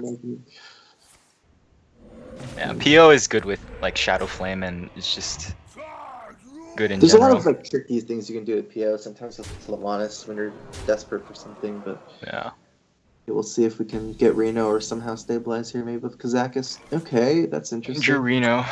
Yep. Can we live? No. We can't not play Reno here, right? You cannot not Reno here just because all your other plays you would be pretty much 100% dead. Yeah, and it's like the Reno is like the more of a tempo. Like the only possible play you can do that maybe gets you Surah is like coin siphon, but that's you don't even double up any minion at that point. You're siphoning a totem like a flame tongue. So yeah, let's just go ahead and play Reno here. We could have went like Demon Wrath, coin Farseer, and kill the Flame Tongue totem, but we're still probably dead if we do that. Yeah, I mean, let's see, Demon Wrath, coin Farseer. You'd have still 7 damage on board. You'd be at 13. Yeah, it's probably not worth the risk. Very, very iffy. It's very iffy. Yeah, Yeah, it's not worth the risk. Mhm. Okay, well, like you would have died to that. Yeah, I would have died. Yeah. Okay, so I mean, but you have some other healing in your hand, so you could definitely play Reno here, right? Because you have Bran or the Ring, that's 6 more points of health. Although somehow you're just almost dead again. I mean, okay, well, just trying to look for moves that could potentially stabilize you. You know, clear the board. He's overloaded a lot. Bran Earthen Ring heals you for 6. Like, there's Demon Wrath moves. Allows you to clear 1 other minion out. So I guess Demon Wrath is safer. Do we ever want to play Misters of Mixtures first? I think I like saving Bran next turn for Earthen Ring. So I like Mistress, Demon Wrath, and Ooze after. And I believe at this point, as unfortunate as it is, you might as well just go ahead and play the Ooze. And so we kill Flame Tongue and Tunnel Trog. Yeah. Yeah, Tunnel Trog. Yeah. Okay. And play Ooze. Yeah, exactly. And next turn, because next turn you're pretty much stuck with Bran, Earthen Ring. Yeah. If we're not dead this turn, he only has 4 mana. This deck, like, it's always better. Even if the Tunnel Trog was like a 1/3, you might even consider killing it over Totem Golem or even like a 2. Like, because this Roman is overloading so much right now. Like in the current deck list, you really can't afford to leave up Tunnel Trog. So I usually would kill Tunnel Trog or Totem Golem regardless here. Okay, so we go Bran Farseer, right? Bran Farseer heals you for 6 and you remove 3 power. So you're we could 12. Also do. Or, like, I'm trying to think which one's safer. So with Abyssal you get 3 and you clear the board. So and with Farseer you got a 12, you clear 3. So you're leaving up 1, 2, 3, 4, 5, 6. So you're leaving up 6 power and going to 9, I believe, right? Yeah. Yeah. So 6. This way we're dead to burn. He used Lava Burst, Lightning Bolt. The fact that he didn't kill you last turn means that he doesn't have 6 damage burst. I think you can actually go ahead and play Abyssal Enforcer here, just because you'll take less damage in the long run through minions, right? And since you have such a limited amount of healing in your deck, if you play Bran Earthen Ring and then you take another round of minion, like you probably die this turn, but you have a chance. Yeah, this is like the winning play, I guess. Yeah, it's like the winning play, exactly. Oh, really nice. Nice. No, unfortunately, yeah, it's okay. So he doesn't have any weapons here. I think you're definitely better off healing compared to taunting this turn, right? Because because burn. Yeah, exactly. We don't ever tap, do we?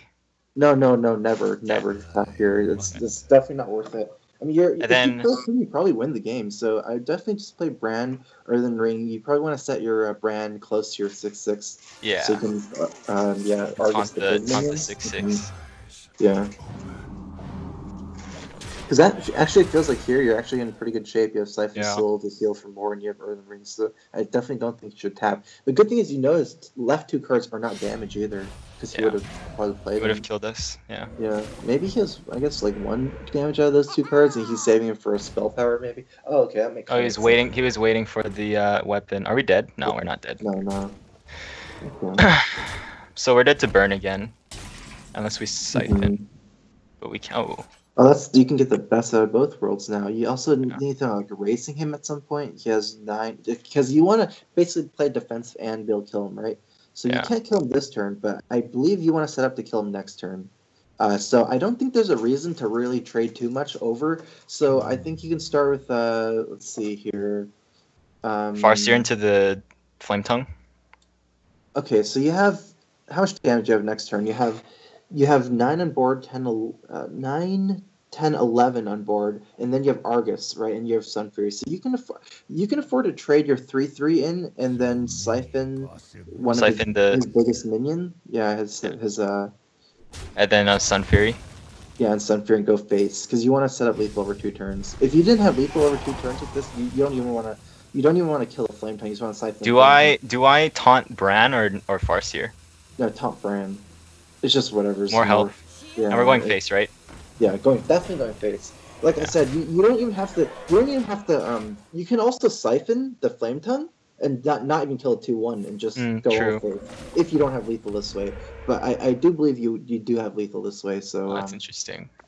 Because you have. I would have never thought to siphon the flame tongue. Actually, that's interesting. But it still sets up lethal though. Exactly. As long as you have lethal next turn, you can play as a little bit as safe as you want, but you have to kill next turn to have the highest win percentage here. So you have lethal here still. Yeah. Wow. That was close. That was a pretty good game. Because at the end, like if you look at his deck, like think about it, it's just like a lot of burn, stuff like that. It's like if you have big taunters like that, there's not really any way he's getting through, right? And you need to you don't want to give him another turn to draw all the bursts and things like that. So. Yeah. Wow. Okay. That's good. Long. Okay. Sometimes you have to wrap your mind around everything, but you need some warm-up games for Reno. Yeah. It's definitely a difficult deck to play. Yeah, even though Abyssal Enforcer Room in turn 7 was really key, because you have to think about how much total healing you have. So if you don't have enough total healing and you just heal, but then take another round of damage, and then you just can't win after that. So yeah. So I definitely like keeping Reno.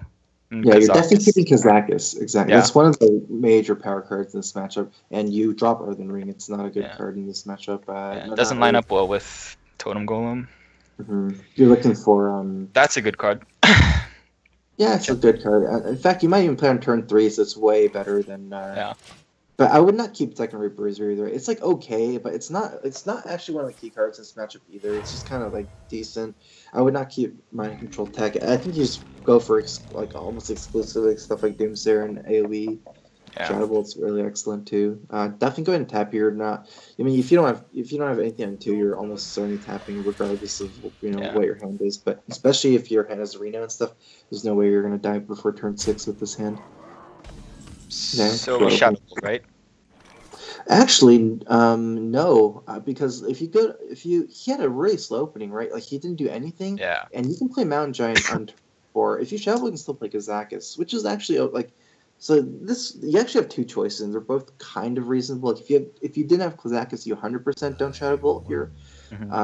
Let's see, he can play. I guess we have Reno in our hands, so it's not the worst. Actually pretty reasonable Shadow Bolt, actually, because if he missed his turn 2 here, his most likely turn 3 is Feral Spirits or Mana Tide, both which case lines up well with Kazakus. And if you tap into Mountain Giant and he plays Feral Spirits, he can Flame Tongue your Mountain Giant down. Yeah. So I think I do like Shadow Bolt. The 3/3 lines up very well into his potential turn 3s, like Feral Spirits and Mana Tide. And so yeah, I think go ahead and Shadow Bolt. You can just dig for the 5-mana potion after 2 for some great a really good effect. Depending what he does, but something like Barlan's Pearl is really good. You can get 5 damage and 5/5. That would be a really good one. Or just any AoE for 4. I like the 4 damage against Shaman generally. Yeah, it's just this. I mean, it's situational, obviously, but yeah. Okay. So just Kazakus, right? Yeah, and go for the 5-mana potion here. Very likely trying to play that potion next turn. Okay, so as far as Iker of Undeath goes, that's their first minion. But it's still if you go for 4-mana AoE, you'd still rather have Iker of Undeath than any of these, right? Yeah. Okay, so still take Iker, even though you're getting a 3/3. The other ones are worse. And 5 damage is good. Okay, no, let's think about this for a second, because you have a potential this one is keeping Goldthorn and then taking the one that resurrects 2 minions. That's a really good combo. So if you Heartfire is not super good here, and that's a really good combo card, and you have other plays turn 5. You don't have to play a potion turn 5. So I would take Goldthorn here. That's a win condition. Anytime you lose 2 minions and you have even 1 minion on board, that'll pretty much stabilize the whole board. It generates a gigantic amount of power. Like 2 minions then give them both +4 health, Yeah. especially if you have anything left over.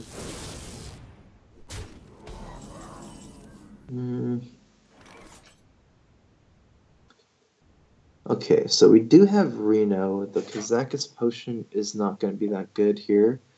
And you want a way to trade with the Twilight Flame with Faceless. He has 3 mana next turn. So, okay, so you're never going to die next turn, huh?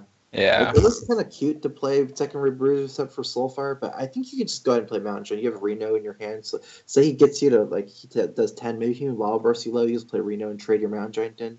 So yeah. Yeah, I like Mountain Giant. Okay.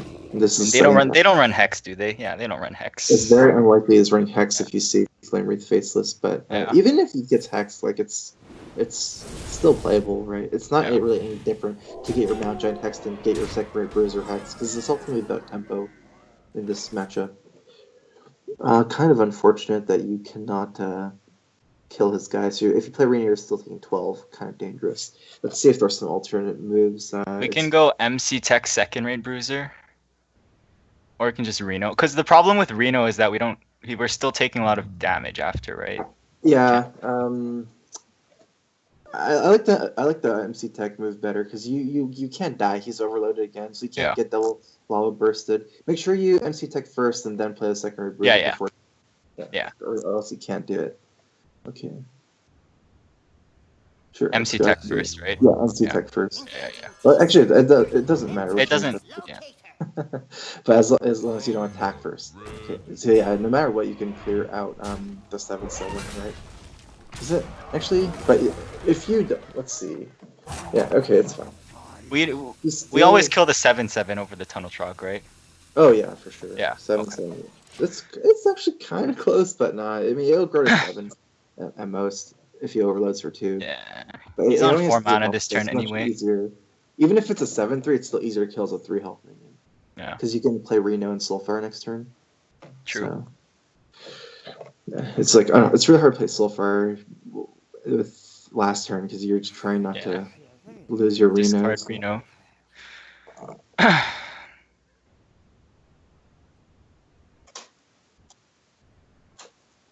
Seems pretty impossible for you to die. Then you just win with Reno.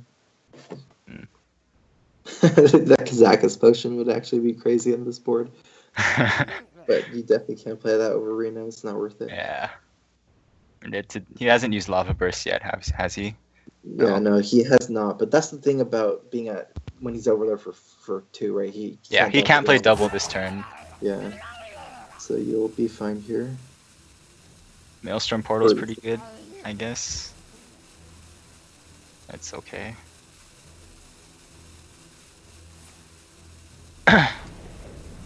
Okay. So you just Reno, right?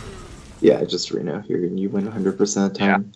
Like, there's no reason for you to like Ryu the potion and then randomly die to double Lava Burst. Yeah. So was I supposed to trade my MC Tech to protect the giant?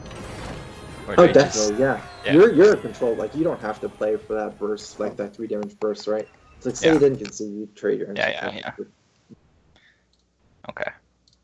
That's good. Yeah. That's the same person, wasn't it? Was it? I believe so. Yeah. 2-0'd him with Reno. One of them was really close.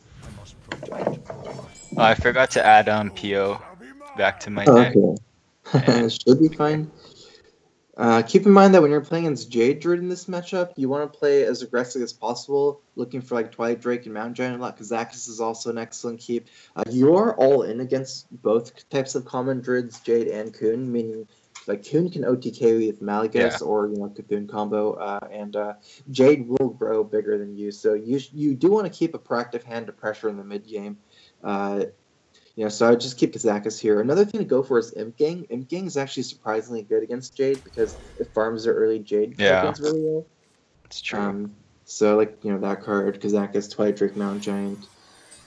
Yeah, usually I just mulligan really aggressively for Mountain Giant and Drake in this matchup. Yeah. And Kazakis. It's because Yeah. Kazakis, you can take, like, it's such a flexible card. You can take potions that are really proactive too. You know, just like summoning minions as well. And we got it. Yes. Okay. So probably like tap Farseer Giant. Yeah, exactly. If you coin out 4-drop, you're not going to be able to play Mountain Giant. Yeah. So I like that line really well.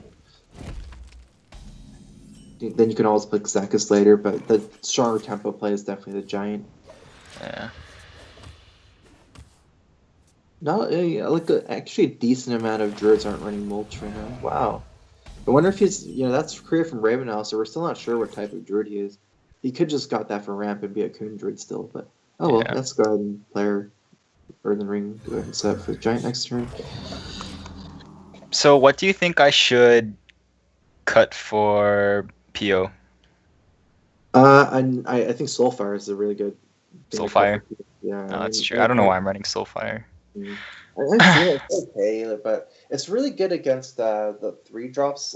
What's it called? Some of the warrior 3-drops. The Frothing Berserker and whatnot. Frothing Berserker and Yeah. the poet one.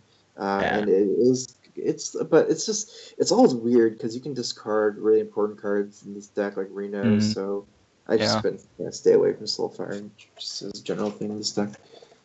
Yeah, there's reasons to run it, but I think it's better not to.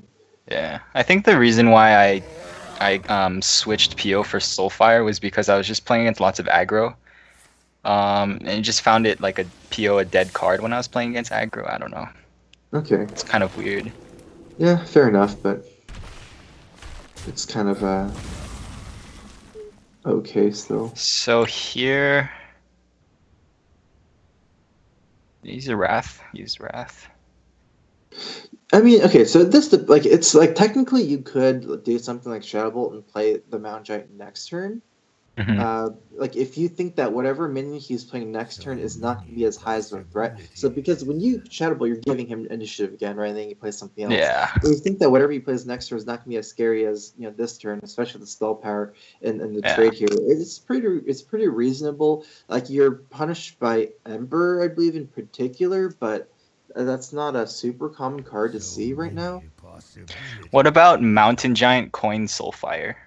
That's definitely a consideration. You can lose a lot of stuff. Let's see here.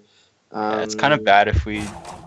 I think you would go for that line. I kind of like that line actually. Not because no matter which card you lose, like Zach's probably the worst, but you'll still have Sylvanas, and then you'll still have like say Shadow Bolt tap next turn. It's this way you can just like buy the tempo effectively, right? Like say I'm gonna just take the tempo here at the cost of everything else, but the tempo is a lot. Like it's really important actually. So yeah, it can. And Sylvanas is really good in this matchup, or against Jades anyway.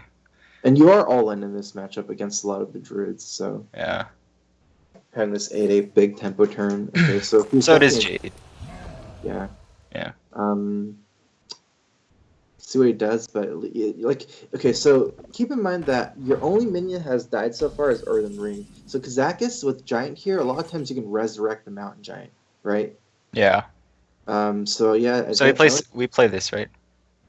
Yeah, Kazakis. I'm thinking if you ever use like 1 mana potion to just play and kill a 3/2. We could get the 2 damage AoE.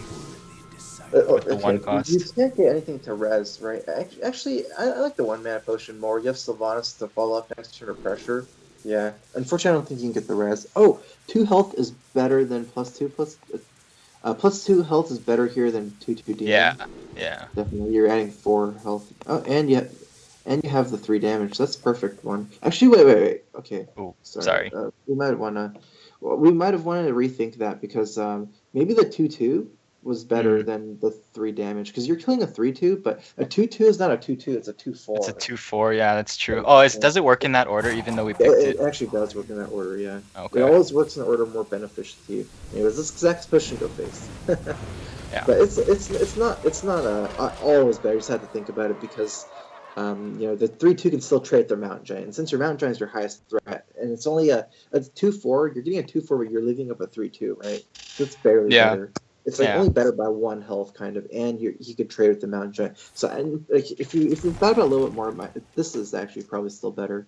because he can do something like Wrath and Swipe and just nuke down your That's mountain perhaps, which is your main threat anyways. So I still do like this better. I just wanted to think a little bit more about it. You just tempo him down very likely. Yeah. With Sylvanas, just go at him. Cycling might be digging for like mulch or something. It might be in a stack. Otherwise, I don't know why he's doing that because he's just not having a weak tempo turn. But It's interesting. Does that mean he's gonna kill it next turn? he's definitely trying to set for something. Maybe, Swipe hero power. And yeah, okay, but Sylvanas is excellent against Average Drake Swipe because it doesn't die. I mean, he's gonna have to swipe for Giant, and this does more damage than everything else. So yeah. Definitely like Sylvanas. Yeah. The most obvious play saying for his average Drake Swipe, but Yeah. this is still fine against Azure Drake Swipe. it's We your have the best. Shadow Bolt. Mm-hmm. Yeah. Need 4 more damage. 4 damage off lethal, yeah. Oh, Innervate. something else. Uh, Oh, okay. so he's not dead to PO, yeah, probably. 5 damage off lethal.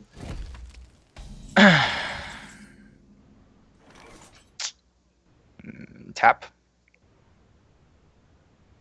I don't think you would tap here, no, because you want to just do your strongest tempo move. He's already so low. I would Shadow Bolt plus Sun Fury and Swamp Ooze, and at this point you want your Sylvanas to be protected. So I would say you Sun Fury the other 2 minions, the Acidic Swamp Ooze and the Kazakis. Yeah, exactly. And then even if you don't get anything next turn because you don't tap, you can play Reno for tempo, right, and just go at him. Yeah, that's true. Mm-hmm. Yeah. Like tap Reno and just I Yeah. mean, you're so close to killing him. There's no reason to slow down at this point. That's true. It's I think I definitely would have tapped there, but now I see that's just better to play the minions. They don't really have any AoE in druids. Yeah, it's definitely Druid's weakness. Yeah. Looks like he's dead. Yeah, it looks like I don't see how he can make a comeback as Druid here. Maybe big taunt at this point, but that's not going to work. Ancient of War. Yeah, it's not. So.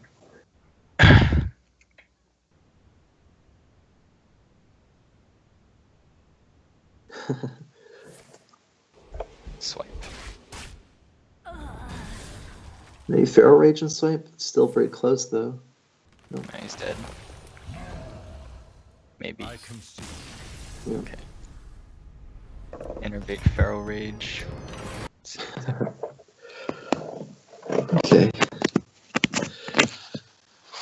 Wow. Yeah, How long are we gonna go for? Sorry? Probably until so like 35 more minutes around is my guess. Into the top of the hour. From production will tell us, but I'm not too sure. Yeah. Okay. Do you have any like which matchups have you been having trouble with any particular matchups that you want to Yeah, go for? I've been having trouble specifically with. I mean, well, okay, so I'm not too comfortable with Reno Lock. I just started picking it up, but from my experience, I've been having trouble dealing with the Pirate Warriors mainly. Okay. I've just been dying before Reno, stuff like that. I don't know. There's a lot of tricks, but one thing that I've done better, like playing this deck against Pirate Warrior, is to like don't mulligan for curve, mulligan for specific cards. Yeah, Because that's what I curving out against Pirate Warrior just means that your minions die to their weapon as they upgrade it and hit you in the face with their minions. Like you have to have that specific minion, the cards that do good. Okay, so here I just keep Mortal Coil. Yeah. Oh. Shamans are too aggressive to go for MC Tech. I don't like keeping MC Tech here at all. You can play around it too. Yeah, Hellfire is very good, and MC Tech not so much. You're never really playing on curve, really, because they're not going to have that many minions by turn 3, generally, so such with Mortal Coil to kill his patches. Or his, probably patches. Sometimes he kills Sassy back, yeah, just Mortal Coil patches, right? Yeah, for sure. Yeah. No reason to save it for anything else. Okay. Yeah, I would not be looking to play Dirty. Like, Dirty Rat against aggro is kind of not a curve play, but kind of like a late. I like it most when you think they're out of cards. Or if you have reads that they don't have Flame Wreath Faceless sometimes. But right now you cannot do that. You play against Flame Wreath, you just lose. Huh. Okay, so you're kind of looking to play Kazakus as early as possible here. Or we can, like, say, if you save your coin for Kazakus, you can play it with the one-man potion the same turn. Mm. Yeah, I like tapping here. Tapping, and then you probably set up for Shadow Bolt on 3 on the totem. And then Kazakus, if you're desperate, you can go Kazakus coin 1 mana, or you can go Kazakus and then 5 mana potion, depending on how much pressure he puts. Okay. Do we don't coin this, right? No. Actually, let's see. It lines up well with. It lines up so well on board. He could Yeah. have Feral Spirits this turn as like a fairly likely possibility. But what's the worst thing that can happen, right? Like I'm saying, you can still. I like it a lot actually because even if he puts Feral Spirits, you can shovel the Trade, flame yeah. and still just true. play Kazakus and then play a 5-man potion instead of getting a 1-man potion with coin. So it looks like it's like you can free roll this. Like sometimes he doesn't have feral, and this is amazing. And when he does have feral, it's like playable. Like it's certainly fine. Yeah. That's true. I mean, I guess it's bad against Jade Claws. Or you might have just forced him to play Jade Claws over something That's true. like Anatides. That's also true. Yeah. It's like Jade Claws not like I play Shaman a lot as well. Like this kind of Shaman, it's not you like Jade Claws here, or you overload for 1 and you don't you mess up your curve. It's kind of awkward. Okay, so you're playing Kazakus next turn, right? Very likely. Yeah. So I still think I might prefer. I still might prefer the Shadow Bolt, just because you're playing it. Like he's gonna play more minions into the Flame Tongue if you Demon Wrath, and they're gonna be able to trade like a totem for Kazakus. So yeah, and also That Demon makes Wrath sense. is better later as he gets more stuff. So they're clearing out a lot of the power, anyways. Yeah. And So we then take a 5 here, or definitely 5. yeah. If you Okay. take 1, then you're not really. I mean, Yeah. okay. So actually, let's see. If you take a 1, if you miss the potion, you can Demon Wrath, but then you can still just Demon Wrath. Right? Yeah. It's. Yeah, I think take 5 the- is just good. We don't have anything. You have nothing to do with like 1 5. other than Demon Wrath, pretty much. Yeah. And you can just get more armor with the 5. So. Okay, he's 5 or armor. Yeah, 5/5 or armor is the question. You have Sun Fury here. Let's see, you're taking 1, 2, 3. I do feel like it is probably, unfortunately, too dangerous for you to take the 5/5 here. Because you can get burned out. Because you're not doing it's anything this turn, tunnel so trap. you can take up to like 10, like, you can go to 10 life here. And then if you take the 5/5, you're still going to die to the burn after, before you Sun Fury the 5/5 up. So let's take the armor. Okay. Oh, 4 damage. That's There you go. Okay. Yeah. It's pretty good. Because Sun Fury is a big reason to take the 5/5, right, in the Argus. It's just I am Yeah. kind of worried that you will die through burn. Yeah. Tunnel Trog spell damage totem is kind of scary. Especially if he has like Spirit Calls here, that adds so much Yeah. damage. 3 damage Yeah. Spirit Calls, and 2 damage Spirit Spectre Claws Melee. is also scary. Then you Kazakus Potion die in turn 6 often. So I think we die to Lava Burst, Lightning Bolt, Spirit Claws. Oh, okay. Oh, wow. For you, they traded you. Your guy's dying anyways. Wow. Okay. That is wow. What does that mean? It could mean that like he has I probably he did stays that too left. I fast. think he has a board control centric hand and not a burn centric hand, if I have to guess. Because if he had burn, like a lot of lava bursts, I don't think he would ever do that, right? To go for that instead of burning your face. Yeah. I never Demon Wrath there, do I? I probably played that turn too fast. No. That's definitely fine. Was his board even all dead? He had a tunnel trog and stuff, so I don't think it would include it. Okay, so he did have like the big late game minions. This is kind of why he did that, maybe. Let's see here. I might just prefer to. You have Abyssal Enforcer next turn. Oh, but the problem is his Jade Golem's going to get 4/4 after. Yeah.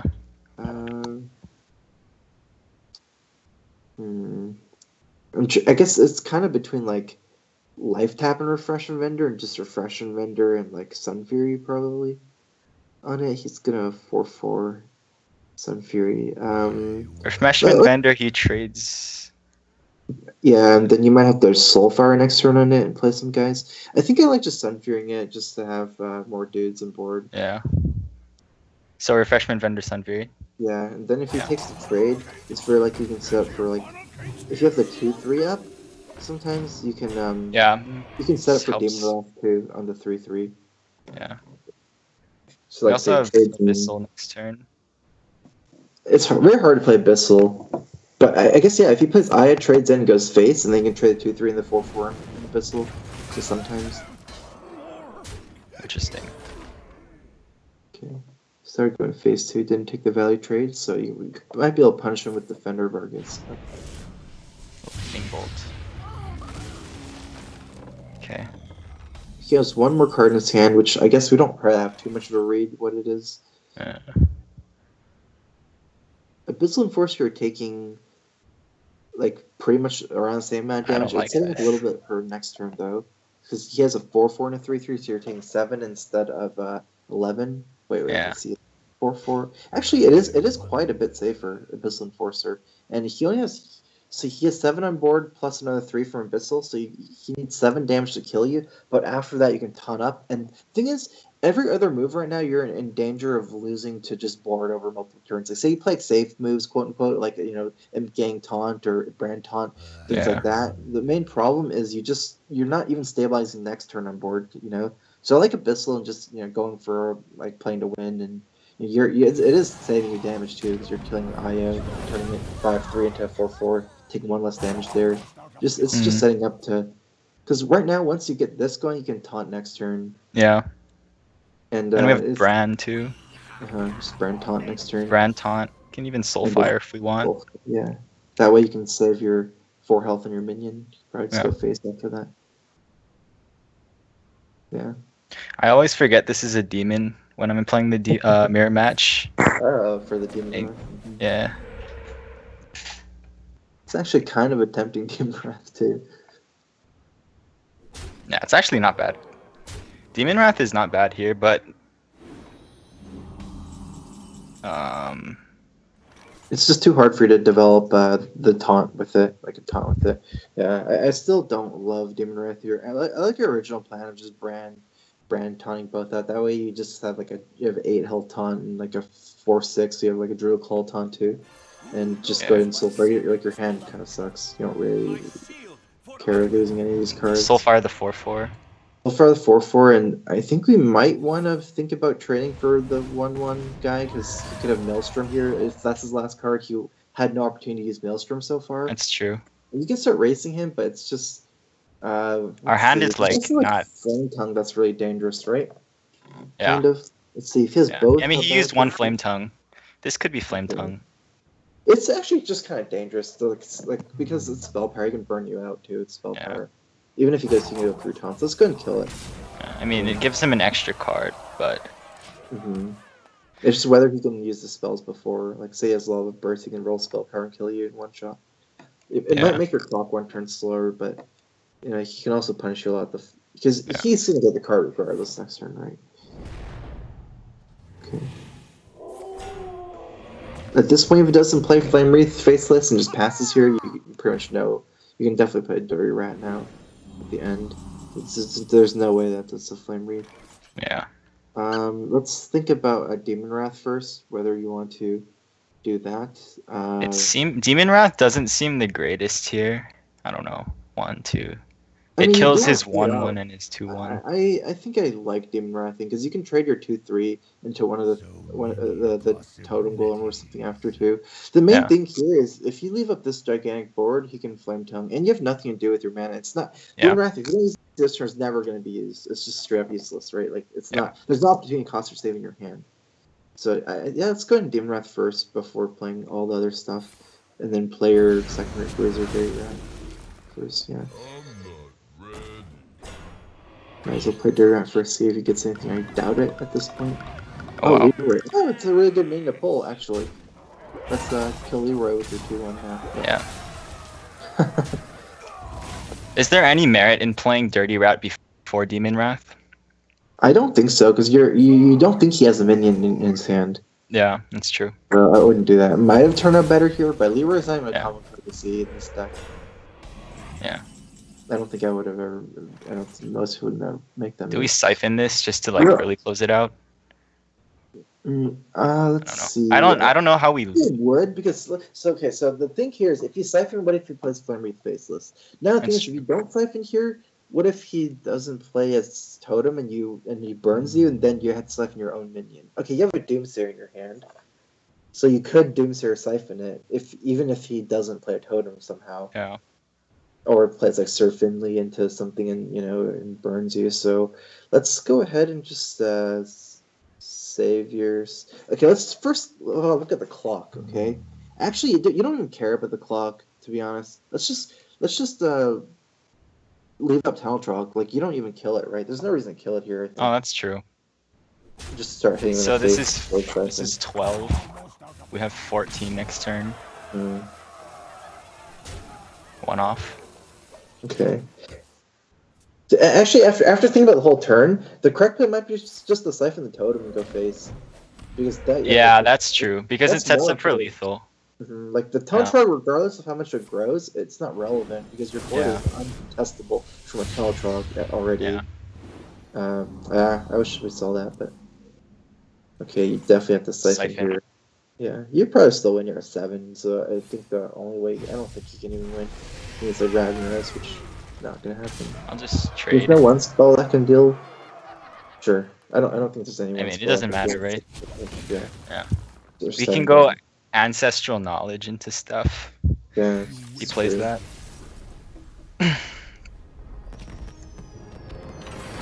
Okay.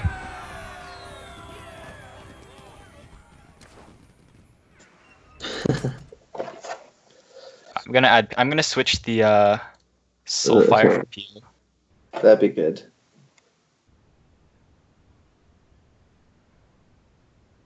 Yeah, Reno Luck is really fun because it's like every game is kind of different. You run into like a lot of different rules, so it's like it's not really about like all the rules in some ways like in other matchups, or it's like you follow the rules more. It's kind of about just like seeing all the different lines. You run into so many different situations, so it's like for like as far as like coaching Reno Lock, it's like maybe the best thing is just to get in a lot of games because you don't really run into every situation a lot of times, just like a lot of situations a few times.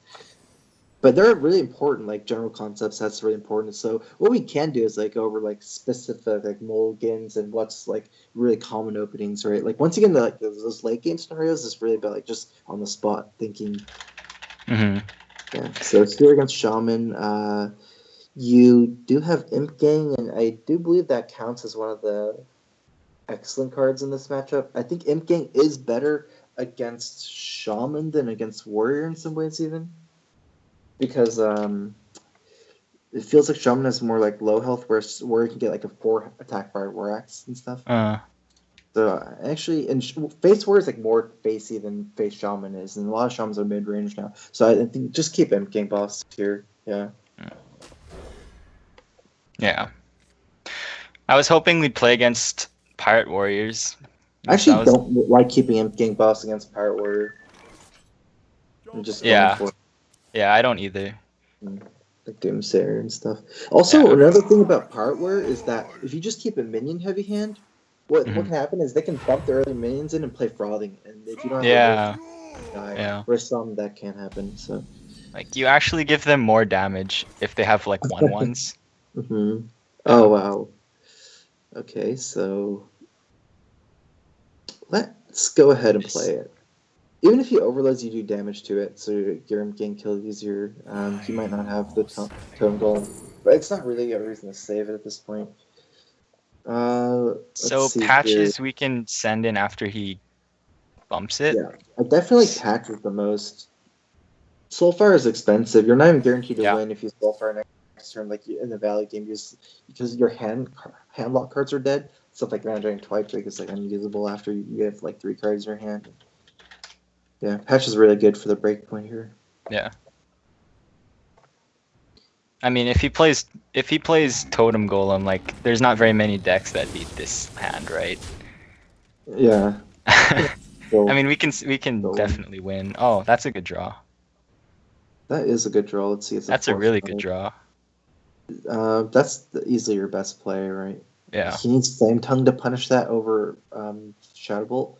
But even then, it still removes the same thing as Shadow Bolt does, and you still have the Shadow Bolt later to kill the Flame Tongue. So Yeah. let's go ahead and do that. Definitely go You face. said face, right? Yeah. Yeah. I mean, part of it is you're kind of set for MC Tech too, in a way. Yeah. So I guess you wouldn't kill any minion by trading, but you're not setting up for any AoEs either. So it looks like it's trying to play around Hellfire. No, not really. Just wonder why I traded that one in. Maybe. Okay. Looks like you're not going to get MC Tech off. I would just not worry about MC Tech anymore. Mostly just try to clear out some stuff. So We can go Shadow Bolt Patches, kill the Tunnel Trog. Or we can play one of our 3-drops. Is that better? I definitely like Shadow Patches and just leave up the 1/1. Yeah. Yeah. You really want to kill. You even want to kill a Tunnel Trog here with Totem Golem because he can easily overload more and more. But Yeah. if you can only kill one of them, I would actually kill the Tunnel Trog here for sure. I agree. Like you don't have AoE like Hellfire to kill it, so if you had AoE, maybe you could have the other one. But... Okay. That's a good draw. That's good. It's likely you go so you're always playing Doomsayer, right? So the question is whether you're playing it with a 3-drop, the hedge, because say you play a 3-drop Doomsayer, you can just play Emperor in turn 6 and have the initiative.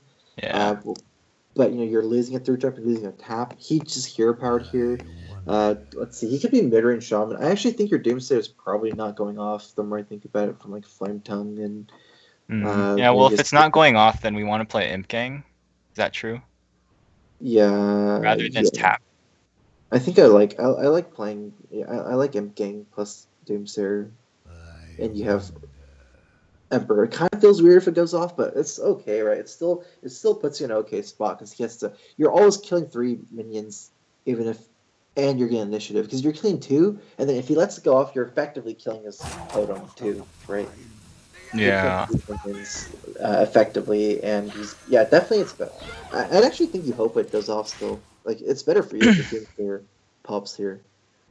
He didn't burn. It almost seems like it's a more mid-rangey than face. And mid-rangey, like, yeah. So it looks like he's not killing, but it's completely fine with you. Yeah. We play Emperor here, right? Definitely Emperor. The whole setup. Yeah. Mm-hmm. Okay.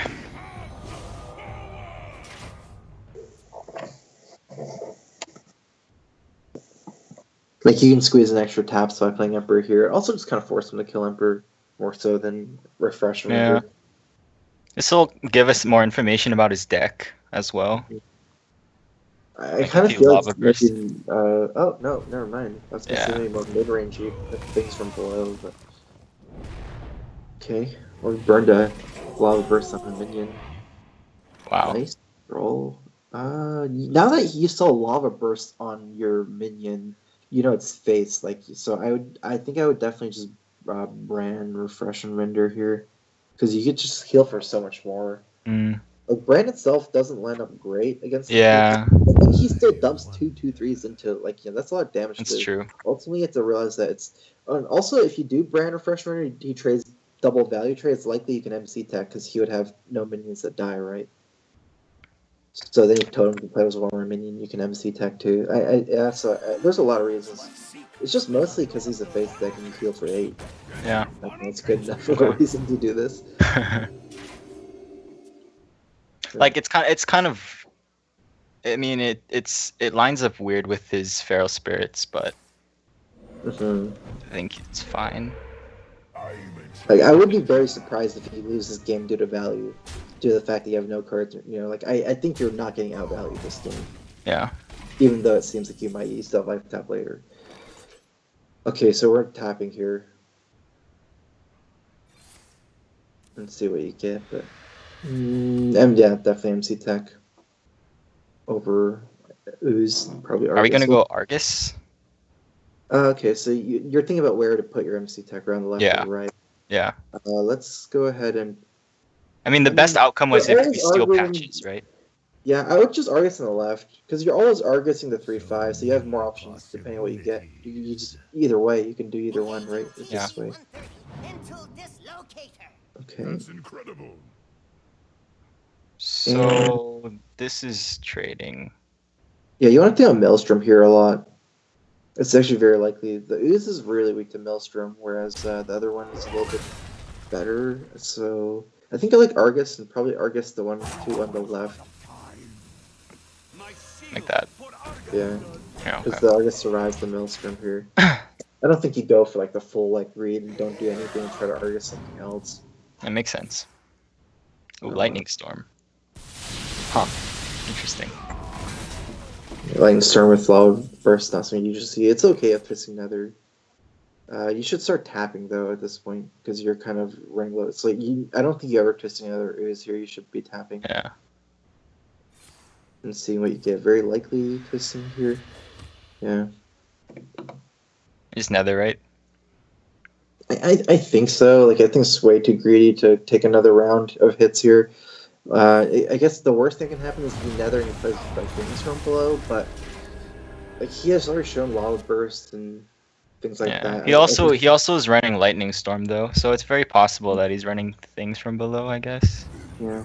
I don't know. Lightning Storm's weird. It's hard for you to take that round. Like he could just play around it by just not playing Flame Wreath and just hitting you and Yeah. you know. Yeah. Playing look a little bit slower, like just playing one minion here after. Okay. So You should still be tapping here. yeah. PO would be the best draw, I think. I mean, it doesn't matter what you draw, you just need resources at this point. It's not like you don't have to think specifically about what you draw here, but you know you're definitely doing that, and it's likely you're going to have to PO just to save yourself some damage so you don't die. So let's see. You can play both your minions and PO the Mistress of Mixtures. And Shadow Flame. Sorry, Shadow Flame. Yeah. Yeah, Shadow Flame, the Mistress of Mixtures. What if you actually lose to the Valley game? But who knows? Trust me.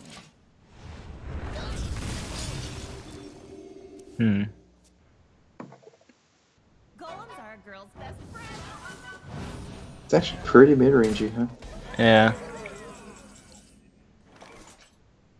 So that's pretty good. Trade there, Demon Okay. Wrath Coil. Let's see. Yeah, I mean, we're thinking of maybe not tapping first because if you get Reno, you can play it. Yeah. 6 man, also Sylvanas, things like that. But you can. The Aya is gonna get a 4/4 J Golem, right? So you We might can wanna- also coil just the 3/3. exactly. That's what I was thinking. Maybe it's better to leave up Aya. Yeah. Less damage. That's fine. If you tap, I don't know what you're going for first. It does seem like it's better to go for the Demon Wrath first here. Okay. And I feel like we coil the 3/3, not the 5/1. Three Yeah. instead of 5. I agree. Wow. Did you get Reno? Oh, okay, let's do it. Yeah, also Reno lines up for the trade here well. For Yeah. even the body itself is good. That's a pretty good turn. Yeah. So if we tapped first, we could have gotten like. You get an 8 I don't know what we could have gotten. Yeah. Still kind of scary though, because he's Aggro. bored. And you don't have that much more AoE, right? Abyssal Enforcer, that's Abyssal actually a pretty Enforcer. good one. I think we have Hellfire. Yeah, you definitely have Hellfire and Abyssal Enforcer, but Yeah. you should start with a tap. Right now you're losing a Valley game, but you have a lot of health. Even take another round, you're still like 17 health, so let's go and tap first, Yeah. probably play Sylvanas. That's actually a really good draw, because Sylvanas beats the sport. I like Sylvanas more. Because the me problem too. with Ragnaros is it's not like Sylvanas takes 2 turns before you can trade off with it. Mhm. He only has 1 totem, so the chance of Tauntaum is 1 out of 3. Whereas Ragnaros uncontrollable is the problem with Ragnaros, so he can ignore Ragnaros go face. Whereas Sylvanas you can trade for the 4/4 most of the time if he doesn't get Tauntaum next turn, and then steal something the next turn. And you need to take that amount of turns to steal something. Like you need this turn, the next turn. So in 2 turns you can steal something with Sylvanas. Whereas if you play Ragnaros, it's like you won't get time to steal anything. Yeah. And just play Sylph. Yeah. I have no time. Yeah, I don't. The more I play this deck, the less I'm a fan of Ragnaros in this deck. I don't know. I'm almost done. It's really only good in the mirror, I think. Yeah. Well, I guess it makes more sense if you're not running the combo, but that is a good insane. one. So we Let's can see. actually steal his 4-1. I wouldn't tap here either because Yeah. you have Dax's next turn, Yeah, so that's you true. don't need to. You don't need to tap. You can heal. So yeah, let's do that and try to just steal his best dude. Yeah, we're not Although tapping. technically, let's see. Do you tap? Okay. I don't. I guess you would almost always survive a tap We at could 10. we and could you still tap have it. we can tap and then play Jiraxis next turn. Heals us Yeah. more, I guess. Okay. Do we even need to play Jiraxis this turn? No. I would. I would play Draxus here because you have Siphon to support Draxus after. If you Siphon, and also Draxus kills the board, clears the board here. Like it kills the last minion, and you have like Siphon to back up, so you can get some healing after Draxus as well. So we protect our face, right? Trade like this. Well, there's no And other then- way to trade, kind of. Yeah. And then the weapon goes into the. It doesn't matter how you trade for those two, but Oh, are we killing? We're killing this though, right? Yeah. Okay. yeah, you should kill it. You can get like punishment meals from Portal. Yeah, that's true. Can go hero power rag. They win very quickly with Draxus hero power. Yeah.